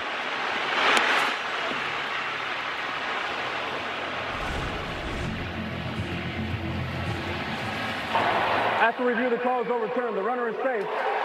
New York will return the challenge. And the Yankees lead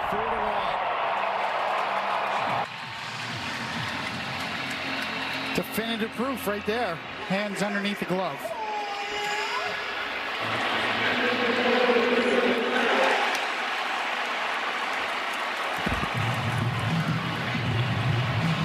They love the result of the challenge. So a wild pitch, allowing Dominguez to score. He's pumped up. Big run for the Yanks.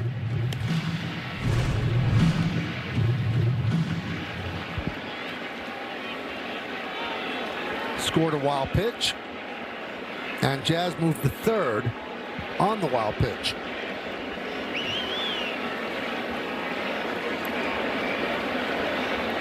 Three-1 on Wells.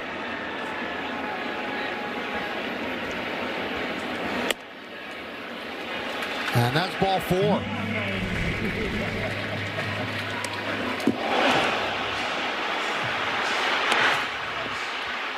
It's about as well as you could do it, David. I agree. Defensively and obviously the runner sliding in, but and carrying back to Rushman in good order, and he got it a pretty good throw to Boz. Yeah, Boz was there where he needed to be. 3 walks in the inning for Boz. Here's Ryan McMahon. 0 for 2 tonight.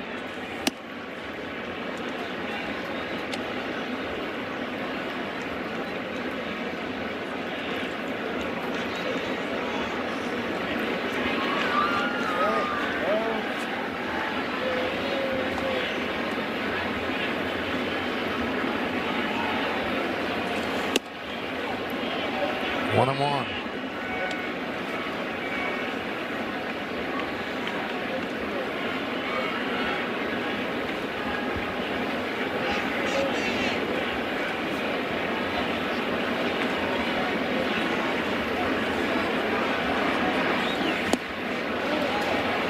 Really good knuckle curveball, swinging over the top, 1-2.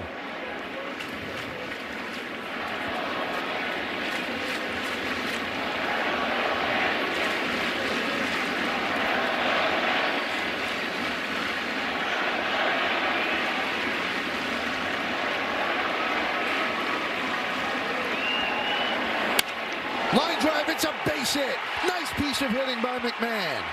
Chisholm scores. Wells will stop at second. It's an RBI single for Ryan McMahon, and it's 5-1 Yanks.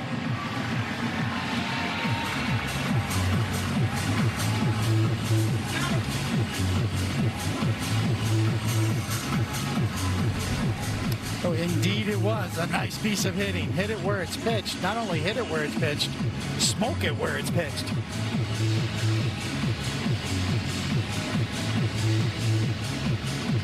Line drive on the super shot, about 108 miles an hour off of McMahon's bat. He's got some pop. Square business. He is 5 for 11 in this 4-game set. Big hit right there, forcing the Orioles to go to the bullpen. Yankees up by 4, 5-1.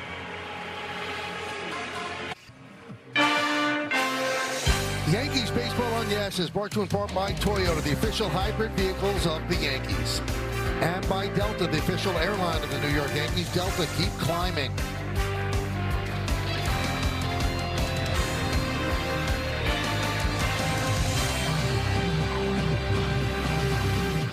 Yunier Cano takes over. About a strikeout per inning, just one walk. And he'll deal with Caballero. First and second, 2 men out, bottom of the 6th. Yankees lead 5-1.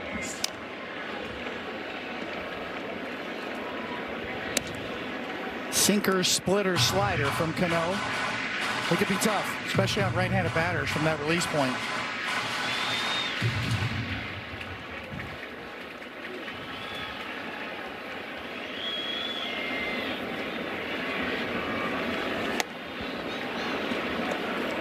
And the count 0-2 on Caballero.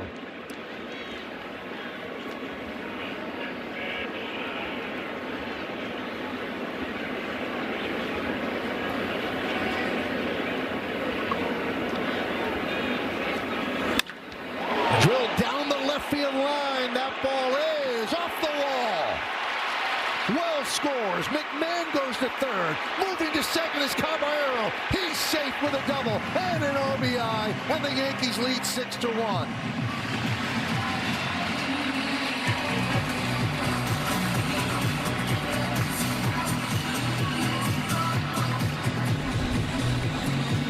Caballero got that splitter that kind of just sat there. Took a seat down and in, and he laced it up the wall. Kind of watching a little bit. Now you got a hump. And he just got there.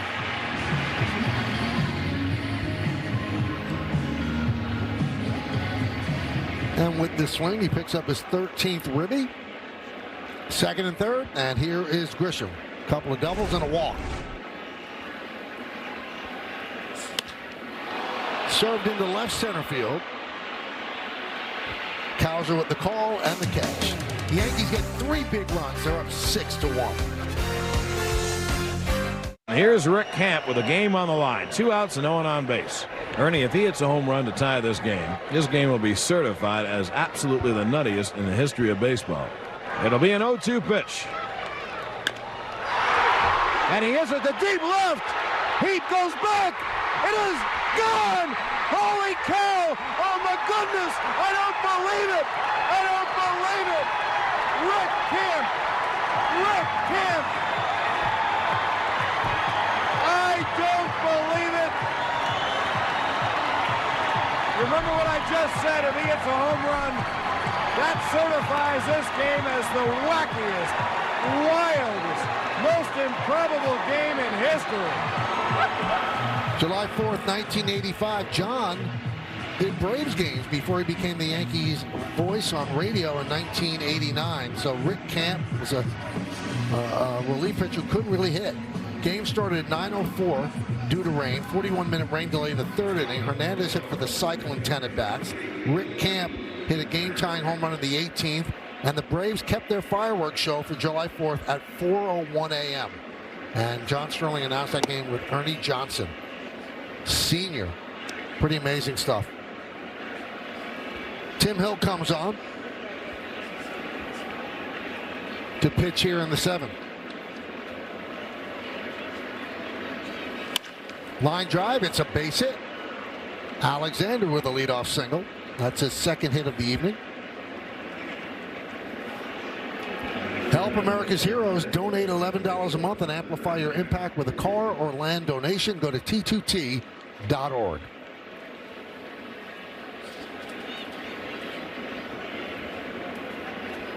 So Cruz was up earlier, throwing again today, and there's a run on bad pitch comms.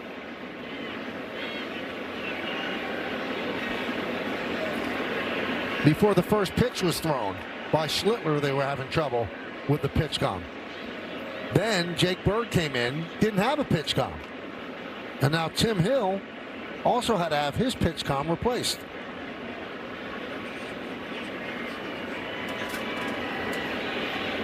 Walter Johnson had some of these problems. Yeah, I need to plug in my iPhone now that you mention it. If I could make rules, David, if you don't have the pitch com working, I'm sorry, you're going to have to go back to the old way. Give the signs that way. There's a strike to Henderson. Yeah, you might be onto something there.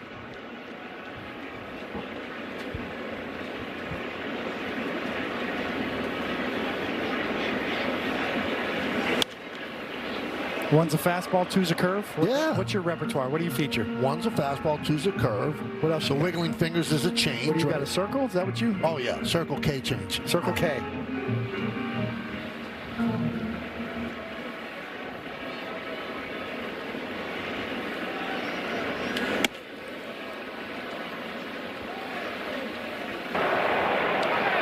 That one's The catcher challenged. is challenging the pitch. Austin Wells is pretty good at this. Yes, he Pitch is is. strike. That's strike 3. Henderson down looking. He is pretty good at this, David. Pretty good, and a good time, too, because Gunnar Henderson's good. And it could be strike 3. Do I challenge it? Go to the head. Go to the head. Yes.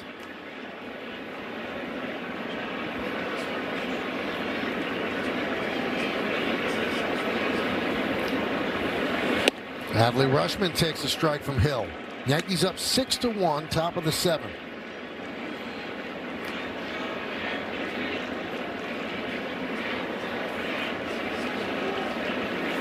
Hill gets ground balls. Most of all, he gets outs. Nearly double the league average. Keegan Aiken is ready for the O's.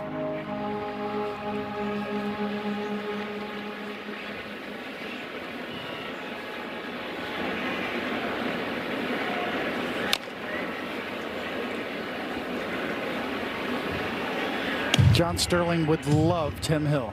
I'm sure he did. No messing around, throwing strikes. You know what you're going to get.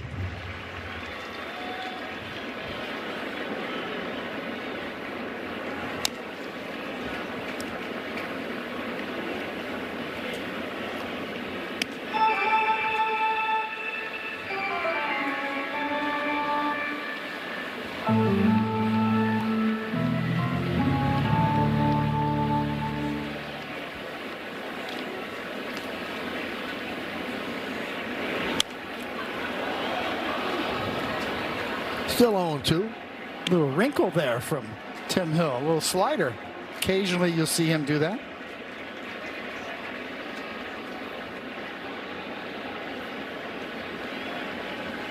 Swing and a miss. 2 down.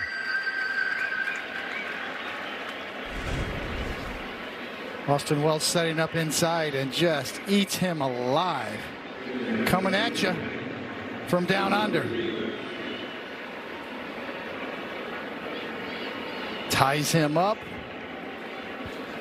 It's a phone booth swing. Oh, what a play by McMahon. Gets to his feet. Fires. Got him. Oh, what a play by the Yankee third baseman. Took an extra base hit away from Dylan Beavers. What an unbelievable stab. Full body dive on the backhand, hauls it in, and gets up in time to make a strong throw. And that ends the inning.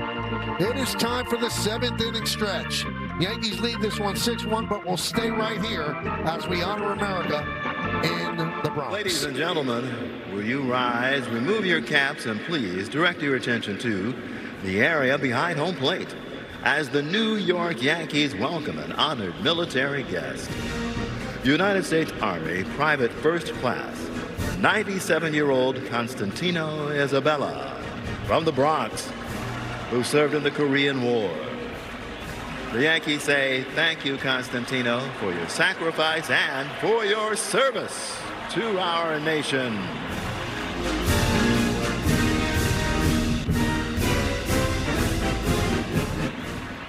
And now, ladies and gentlemen, please join us in singing along with Robert Merrill's rendition of God Bless America. God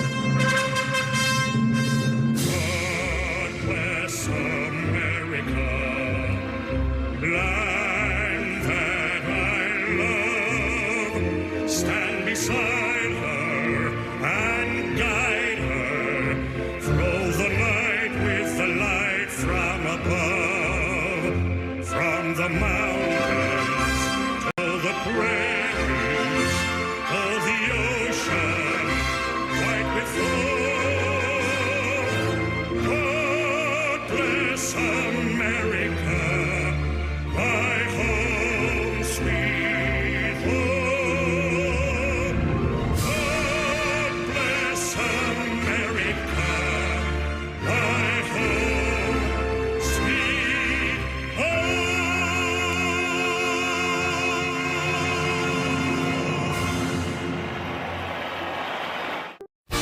Time for your Ford Studio update. Bob and Jack with you. Starting pitching for the Yankees has been so good this season, but when it falters a bit, offense there to pick them up. Yeah, the other day, Aaron Boone said the Yankees can beat you in a lot of ways, and we're seeing evidence of that tonight, Bob. They can beat you with power. Aaron Judge had a 2-run homer in the first inning. They can beat you with patience. In the 6th inning, 3 Yankees walked. All 3 came around to score. Bullpen trying to finish it off. Power and patience, a theme lately. We'll recap it all on the postgame, guys. See you then. Thank you, Bob and Jack. 6-6-0, leading 1-8-1. Boz pitched well, 5 2/3, but 6 runs when you look up, and 5 of them earned. Colton Cowser, 2 walks and a single. Schlittler won 2 outs into the 6th inning, looking to pick up his 5th victory of the year. And Aaron Judge started with a 2-run home run in the 1st inning, his 14th of the year, and his 6th in the 1st inning this season. And he leads off here in the bottom of the 7th. The first pitch is out of the strike zone, 1-0.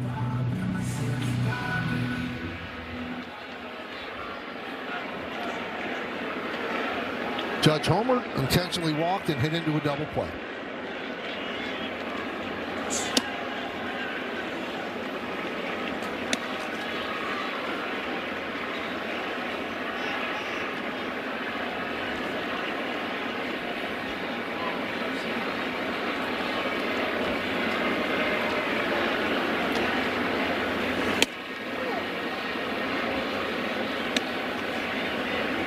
Two and one.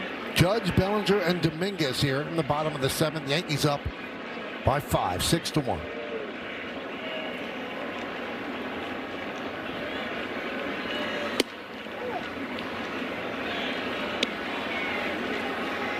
You look at the kind of run that Aaron Judge is putting together right here. When you go back to the 62 home run season, then 37 in the injury year, 58, 53, and now 14. Ground ball, shortstop. Henderson. Double clutch, but he gets Judge. Come out to Yankee Stadium on Thursday, May 21st, when the Yankees take on the Blue Jays in a postseason rematch. It's a cap night, and the first 18,000 guests 21 and older are going to receive a Yankees cap, courtesy of Budweiser. Tickets are going fast, so get yours today at Yankees.com. Pretty good-looking cap. Well, that's going to do it for Cano. They're going to go to the bullpen with the lefty Bellinger due up. Yankees lead 6-1. Yankees Baseball on Yes is brought to you in part by Tunnel to Towers. Donate $11 a month and amplify your impact with a car or land donation. Go to T2T.org. By your local Tri-State Genesis retailers. Learn more at Genesis.com. And by the New York Lottery. This could be your lucky play. Keegan Aiken takes over for the O's, and the first pitch to Bellinger is outside. Let's check out one of today's player props brought to you by Bet365, where winning is everything. Bellinger to hit a home run or more, plus 1,000.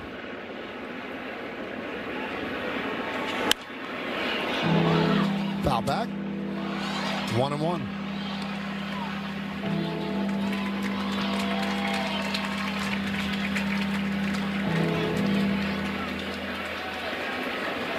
Bellinger homered off of Aiken on Friday night.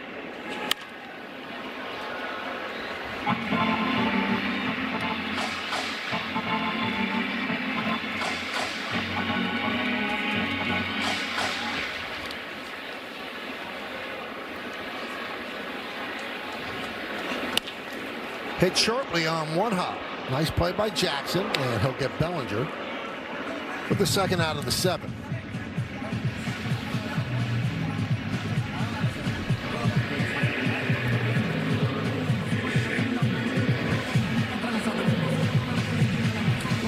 Doval heating up.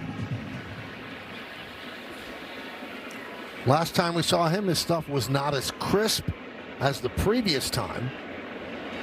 We'll see what he has tonight. And with a 5-run lead, the Yankees give him a little breathing room to play with.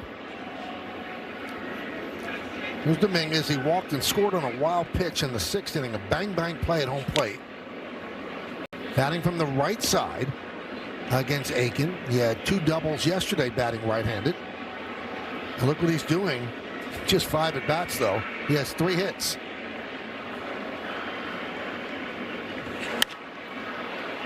High fly ball, shallow right. Coming on is Dylan Beavers, and he makes the play. And the Yankees go down in order against 2 Oriole pitchers. Well, it's time for our favorite segment. Ezra, tell us what it is. How about that? Thank you, Mel. From one voice of the Yankees to another, John Sterling.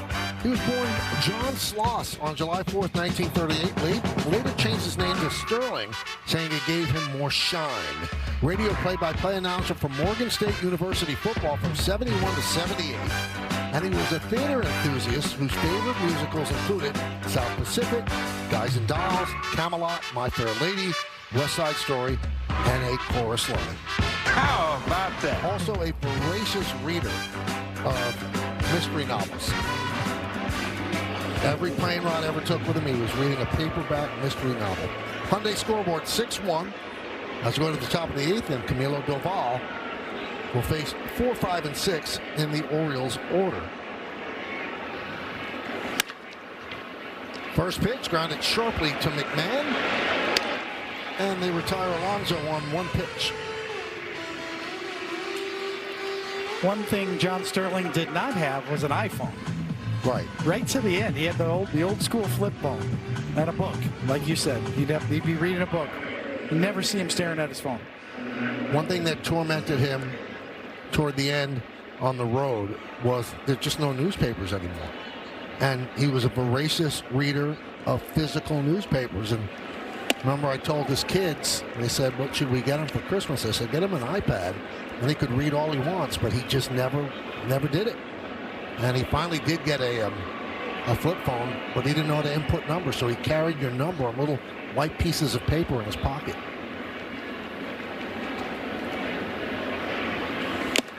Basayo swings through a cutter, 0-2.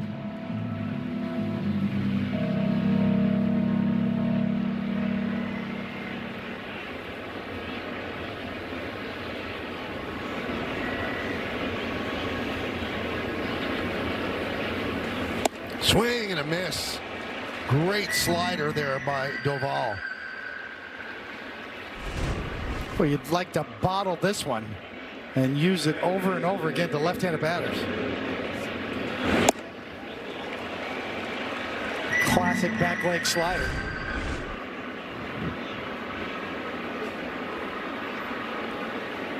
Here's Taveras. Hit sharply and past the diving Goldschmidt. Kicks off the sidewall. Playing it out there is Judge. Hustling his second is Taveras. And he'll make it with a 2-out double.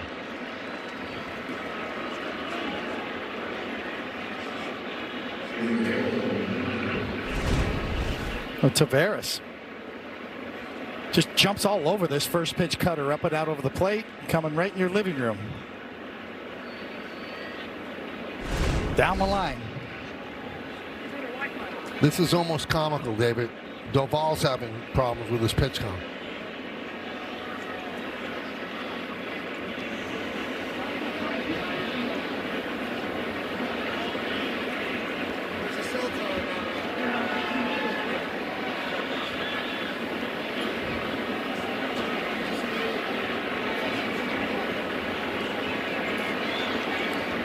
So here is Colton Cowser.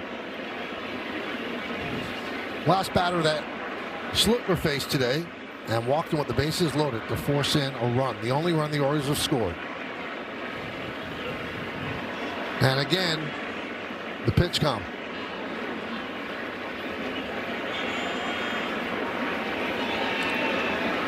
How about going with signs? Man on second base, too.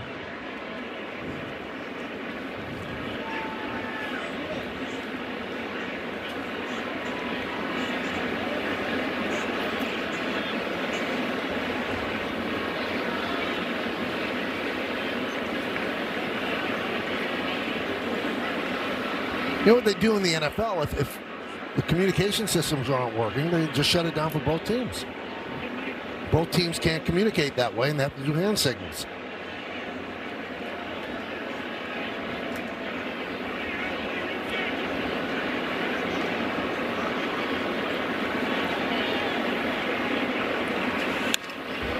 Cowser Fouls back to Cutter.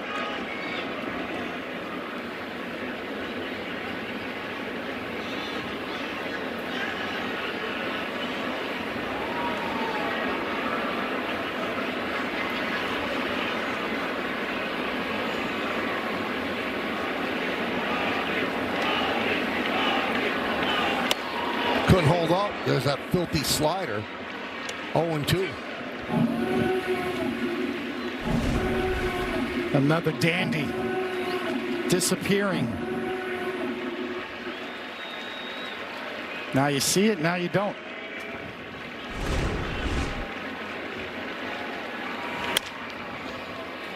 Jazz Chisholm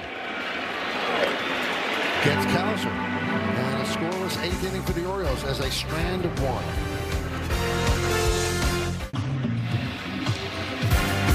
Yankees baseball on Yes is brought to you in part by Delta, the official airline of the New York Yankees. Delta, keep climbing. Former Yankee Lou Trevino just called up today. Will take over for the Orioles. Never really happened for Lou with the Yankees after the trade from the Athletics. But here he is with the Orioles, just called up today. He'll face Chisholm, Goldschmidt, and Wells. Bottom of the 8th inning, Yankees up by 5.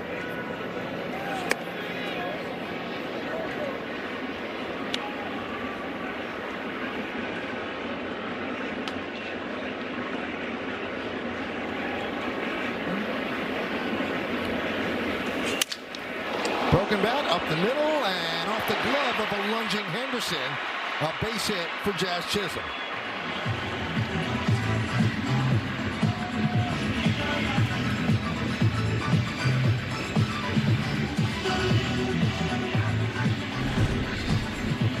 Good plate coverage as he reaches out on the outside corner off the end of the bat. Shredded. Wow. It's a nice bat, too. Trade that for a hit every day of the week. Got more bats. Off the glove, but Jazz stays put. Probably would prefer to steal second.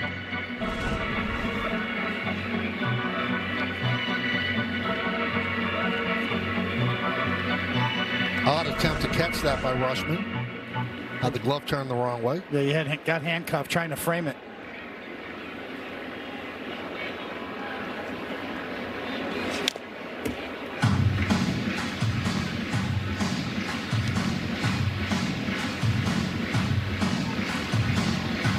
So Trevino signed a major league deal with the Orioles today, activated right away into the bullpen. He opted out of his minor league deal with the Phillies on Friday. 10 games AAA for the Phillies at a 2.77 ERA. Runner goes, ground ball to short. The only out they have is at first, and they make it as Chisholm advances to second. This copyrighted telecast presented by authority of the New York Yankees and may not be reproduced or retransmitted in any form, and the accounts and descriptions of this game may not be disseminated without the express written consent of the New York Yankees. Austin Wells worked a big walk in that 6th inning, 0 for 2. But he scored a run in the 6th.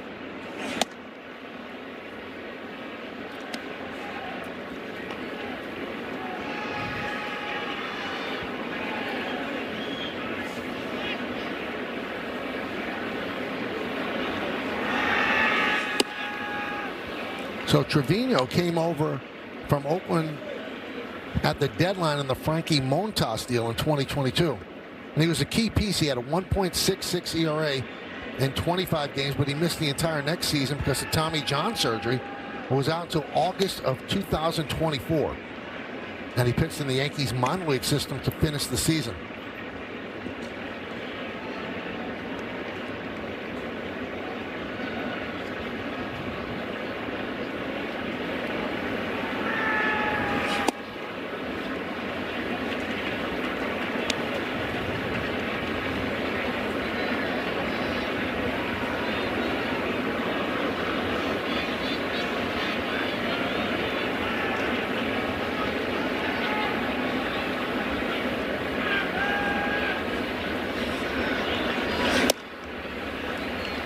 And there's a walk to Austin Wells.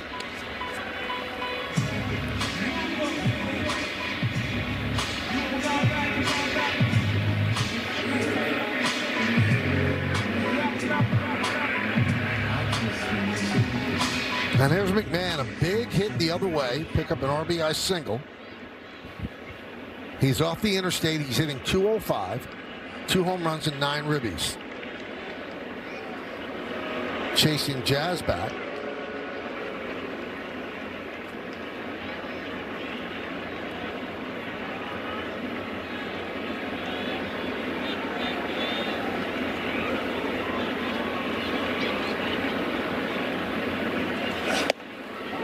And a strike. McMahon was a very popular player in Colorado, favorite of the owner.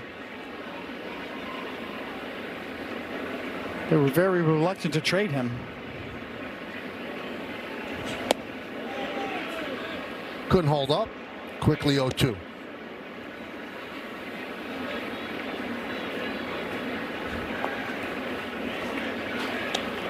He has the potential to be a 20 home run guy or more. He has that kind of bat speed, kind of exit velocity. The talent is there.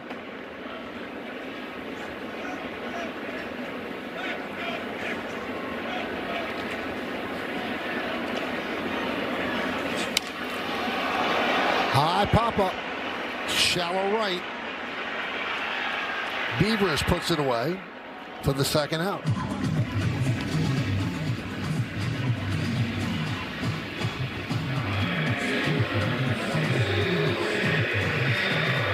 You talk about his power, 20 or more home runs in 5 straight seasons.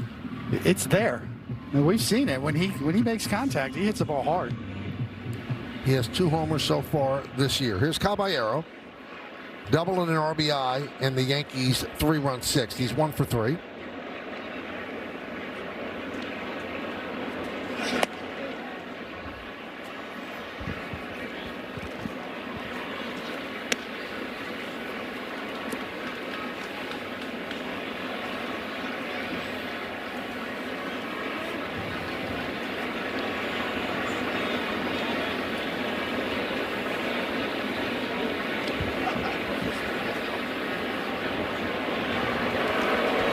Got Jazz on his mind.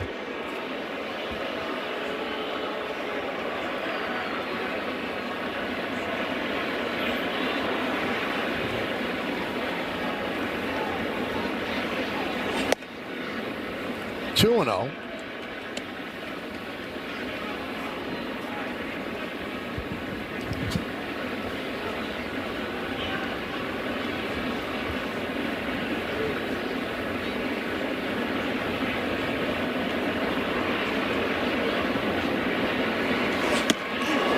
Them inside, 3-0. Trent Grisham on deck.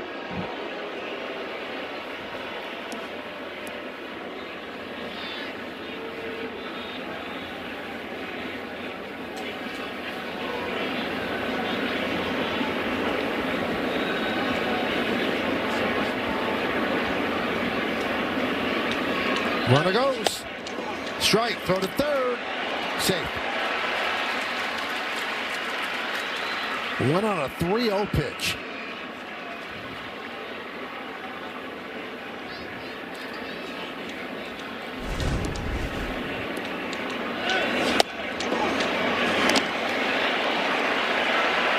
If you're going to go, you got to be sure. He was. Wall State put it first. And there's ball 4 to load the bases.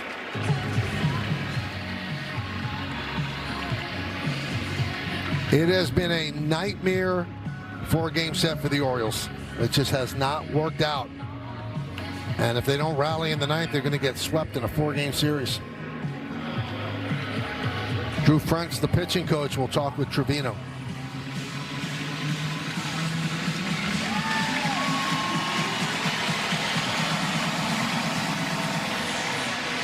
And the veteran right-hander, 34 years old, is out to face Trent Grisham.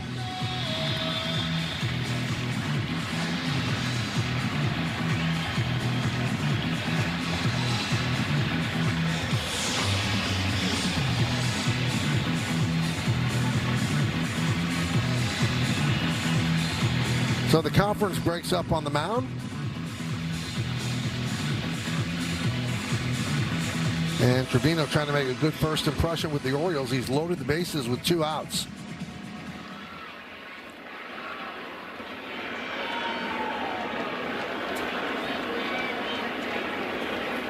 Boz started, then Cano, Aiken, now Trevino.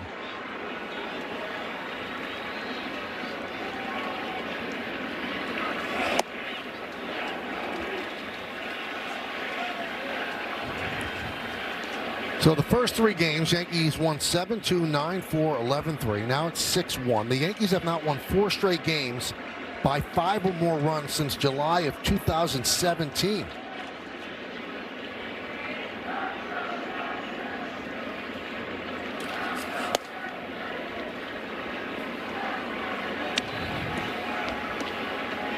One and one. Over the course of this 4-game series, Trent Grisham has swung the bat as well as anybody on either side. Consistent hard contact. 2 for 3 with a walk tonight, which makes him 5 for 15 in this 4-game set. Judge is on deck.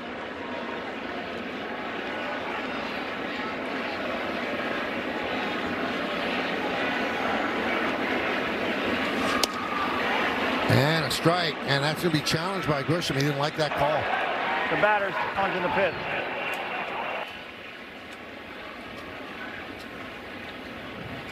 And he was right. Pitches the ball. By an eyelash. That's pretty close. 1/10 of an inch. Good eye by Grisham. Could fit a driver's license in that spread right there.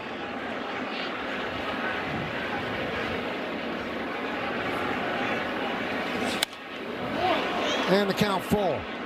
So the runners will go 3-2, 2 outs.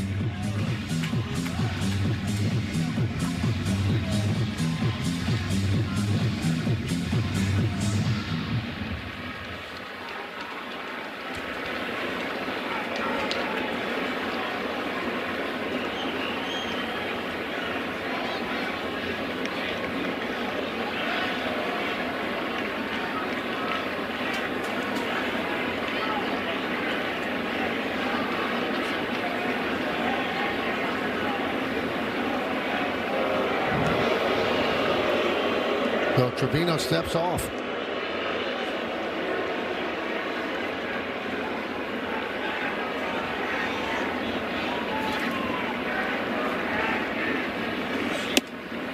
And there's ball 4. So an RBI for Grisham. Crossing home plate, Jazz Chisholm, and it's 7-1 the Yankees.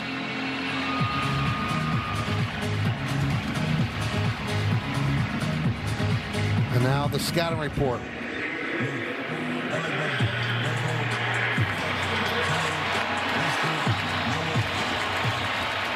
And that brings up Judge. That 2-run home run in the first inning. 1 for 3, and he was intentionally walked. The walk came in the 3rd.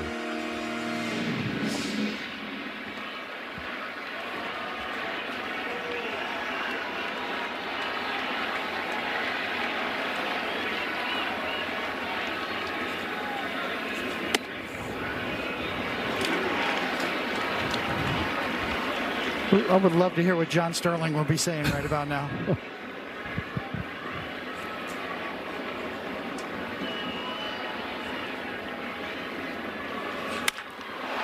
Drilled to left field. Cowser will play it on a hop. 1-run scores. The throw is not in time. 2-run score. And the Yankees are now leading 9-1 on the 2-run single by Judge.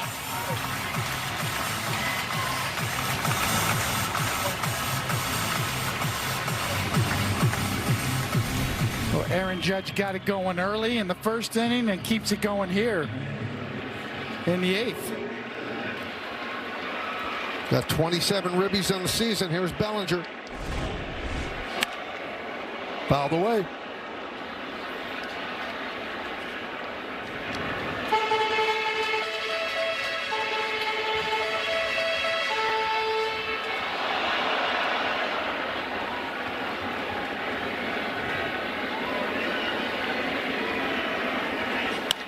Line drive, it is a base hit to right field. Grisham rounds third. He will score. Beavers misplays the ball in right field. Judge rounds third. He will score. Going to third is Bellinger, and the Yankees lead by 10, 11-1.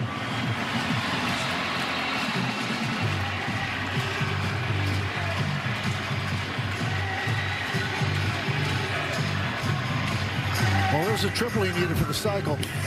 There you go. When it rains, it pours. Bellinger goes out down and digs out that changeup into the corner, and then there's trouble now. Here's Dominguez.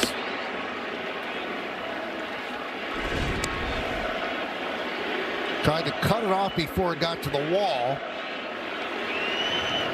Didn't get to it. Line drive to center field. It's a base hit for Dominguez. Bellinger scores. The Yankees pouring it on. They lead 12-1.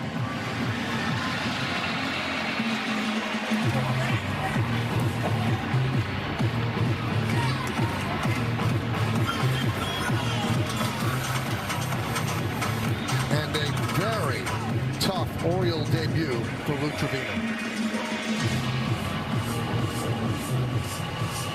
It's not the first impression you're looking for there, but the veteran's been around the block. Now with the 11-run deficit, the Orioles are going to go to a position player. It's going to be Weston Wilson.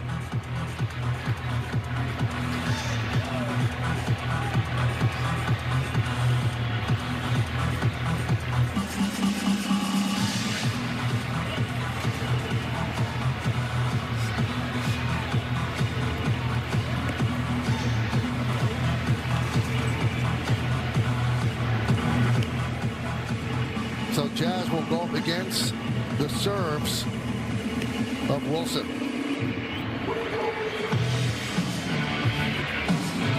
As the Yankees will send their 10th batter to the plate. Jazz Chisholm started it with a single. This is his 5th career pitching appearance, 2nd this season. That's not a good sign for the Orioles.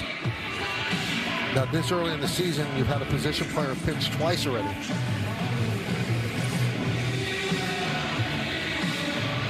There's a broadcaster here that'll be here tomorrow night. He had a famous saying about that. It's not what you want. Joe Girardi will join us tomorrow.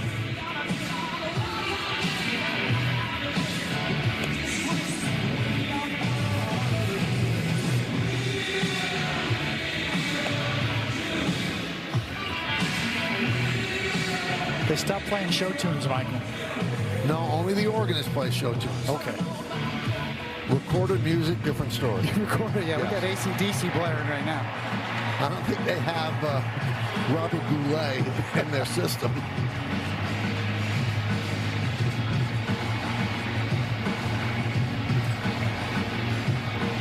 All right, so here is Jazz Chisholm Jr. Yankees lead 12-1. Did not have Robert Goulet on my bingo card tonight as a reference.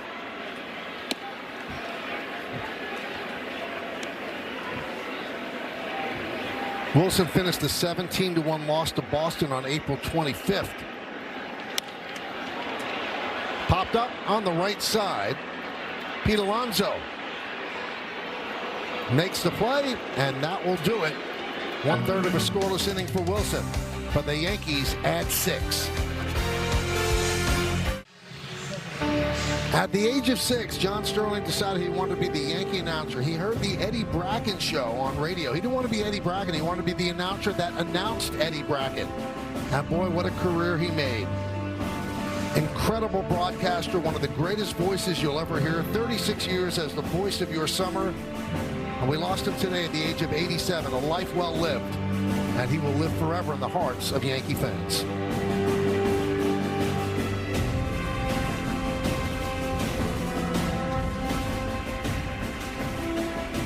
As we go to the 9th inning, Paul Blackburn will try to get the final 3 outs. And there's a strike to Jeremiah Jackson.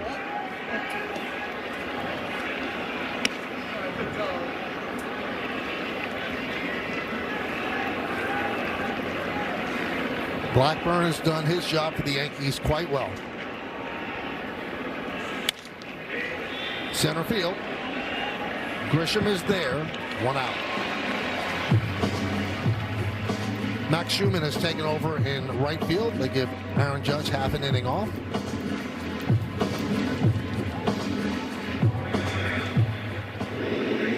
There's Blaze Alexander, 2 for 3.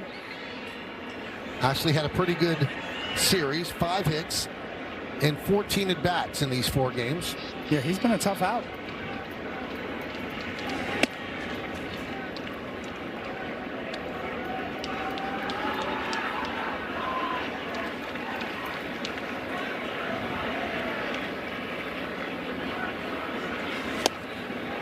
One and one.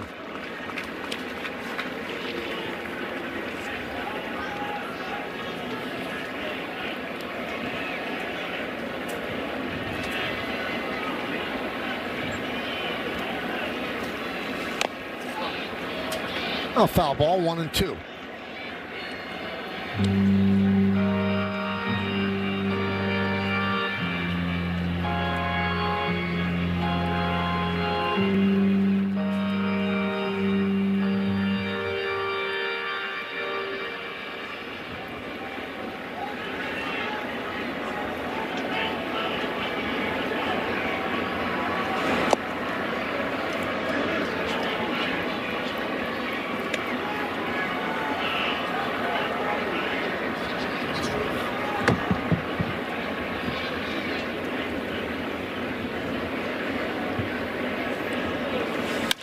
Ground ball and through past the diving Jazz Chisholm for base hit. Schumann will field and get the ball in. So the 3rd hit of the night for Blaze Alexander.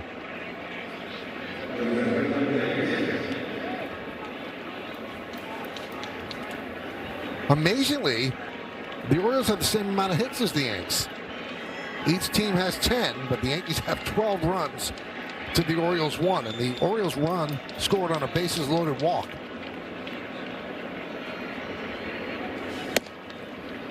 Gunnar Henderson takes up and away, 1-0. Yeah, it was really Cam Schlittler's ability to get a couple of big double play balls that got him out of a couple of potential jams.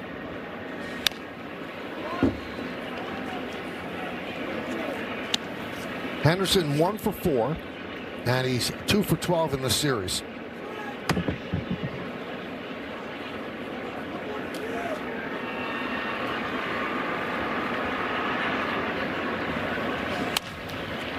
Right field, backing up Schumann.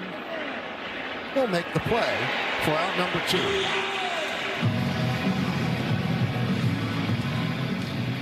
Well, after the final out, get highlights, analysis, clubhouse interviews, and we'll hear from the manager. Plus a look ahead to the series with the Rangers. That's all coming up on the W.B. Mason Yankees postgame.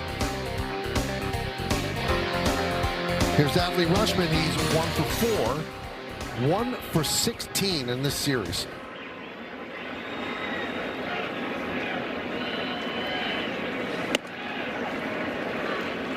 Got the changeup in there for strike, 0-1.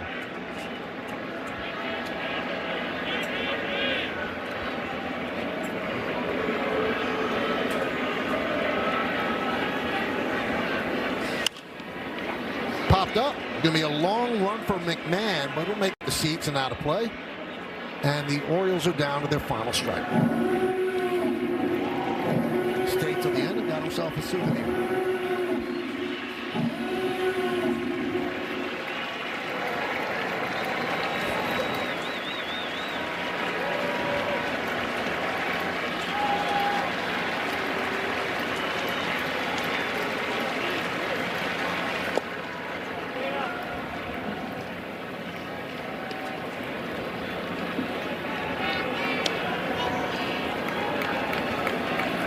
Boone has to love the way his team is playing.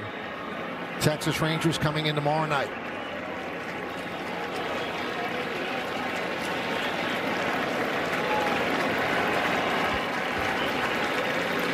The 1-2. 2-2.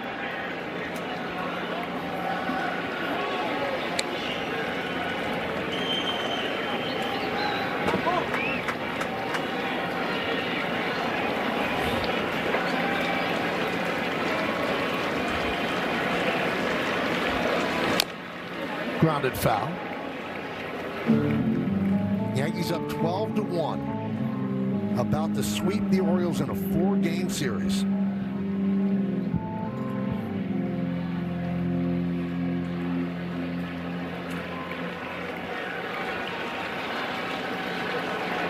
Two. 3-2. Alexander will go from first. I haven't been holding him on, but he's staying put. With 3, 2, and 2 outs, he will go.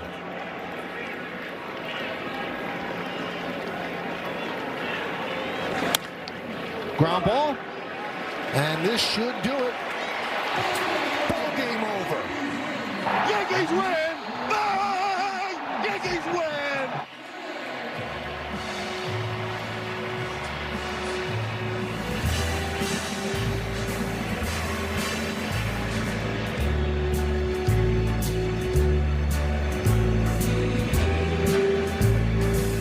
Start spreading the news. Yankees win! Bye! Yankees win! I want to be a part of it. New York, New York. These vagabonds are longing to stray right through the very heart of it. New York. Aaron Boone watching the final out, and then channeling John Sterling. Yankees win. The Yankees win. Good job by Aaron Boone. And the Yankees honor John as well, with the sign on the scoreboard still up there right now, honoring the great voice of the Yankees. Game-changing drive of the game is brought to you by Audi and the all-new Audi Q3. Well, Ryan McMahon's been swinging the bat a lot better on the button there than Jose Caballero is your Yankee shortstop for now. And he celebrates with that booming double off the wall. Now we'll take a look at the Chevy player of the game, David. Well, in the first inning, he got it going and set up my partner, Michael Kay, with the John Sterling tribute, and it was one for the ages. And Aaron Judge is a player for the ages. And we'll hear from Aaron with Meredith Moragovitz on the field during the postgame. 12-10-0, beating 110-1. Cam Schlittler goes to 5-1. Boz, his third loss. Shane Boz, 5 2/3 innings. Aaron Judge, 2 for 4. 14th home run, 4 ribbies, 2 runs and a walk. And it's the Yankees' 4th series sweep this season. Coming up on the Yes Network, stay tuned for the W.B. Mason postgame show with Bob Lorenz and Jack Curry. Special thanks to producer Joy Benjamin, Director Dan Barr, Mike Webb, and the executive producer of the Yes Network is Mr. Jared Ames Boschnack. Join us again tomorrow as the Yankees welcome the Rangers to the Bronx for a 3-game set. Coverage begins at 5 p.m. on Yes, with first pitch coming shortly after 7. Once again, the final score, the New York Yankees 12 and the Baltimore Orioles 1. For David Cohn and Meredith Morakovitz, I'm Michael Kay saying see ya from Yankee Stadium in the Bronx, New York. Now let's go to Bob Lorenz and Jack Curry, who are standing by with the post-game show. Rest in peace, John Sterling. You will be missed, and condolences to your family. May your memory be a blessing.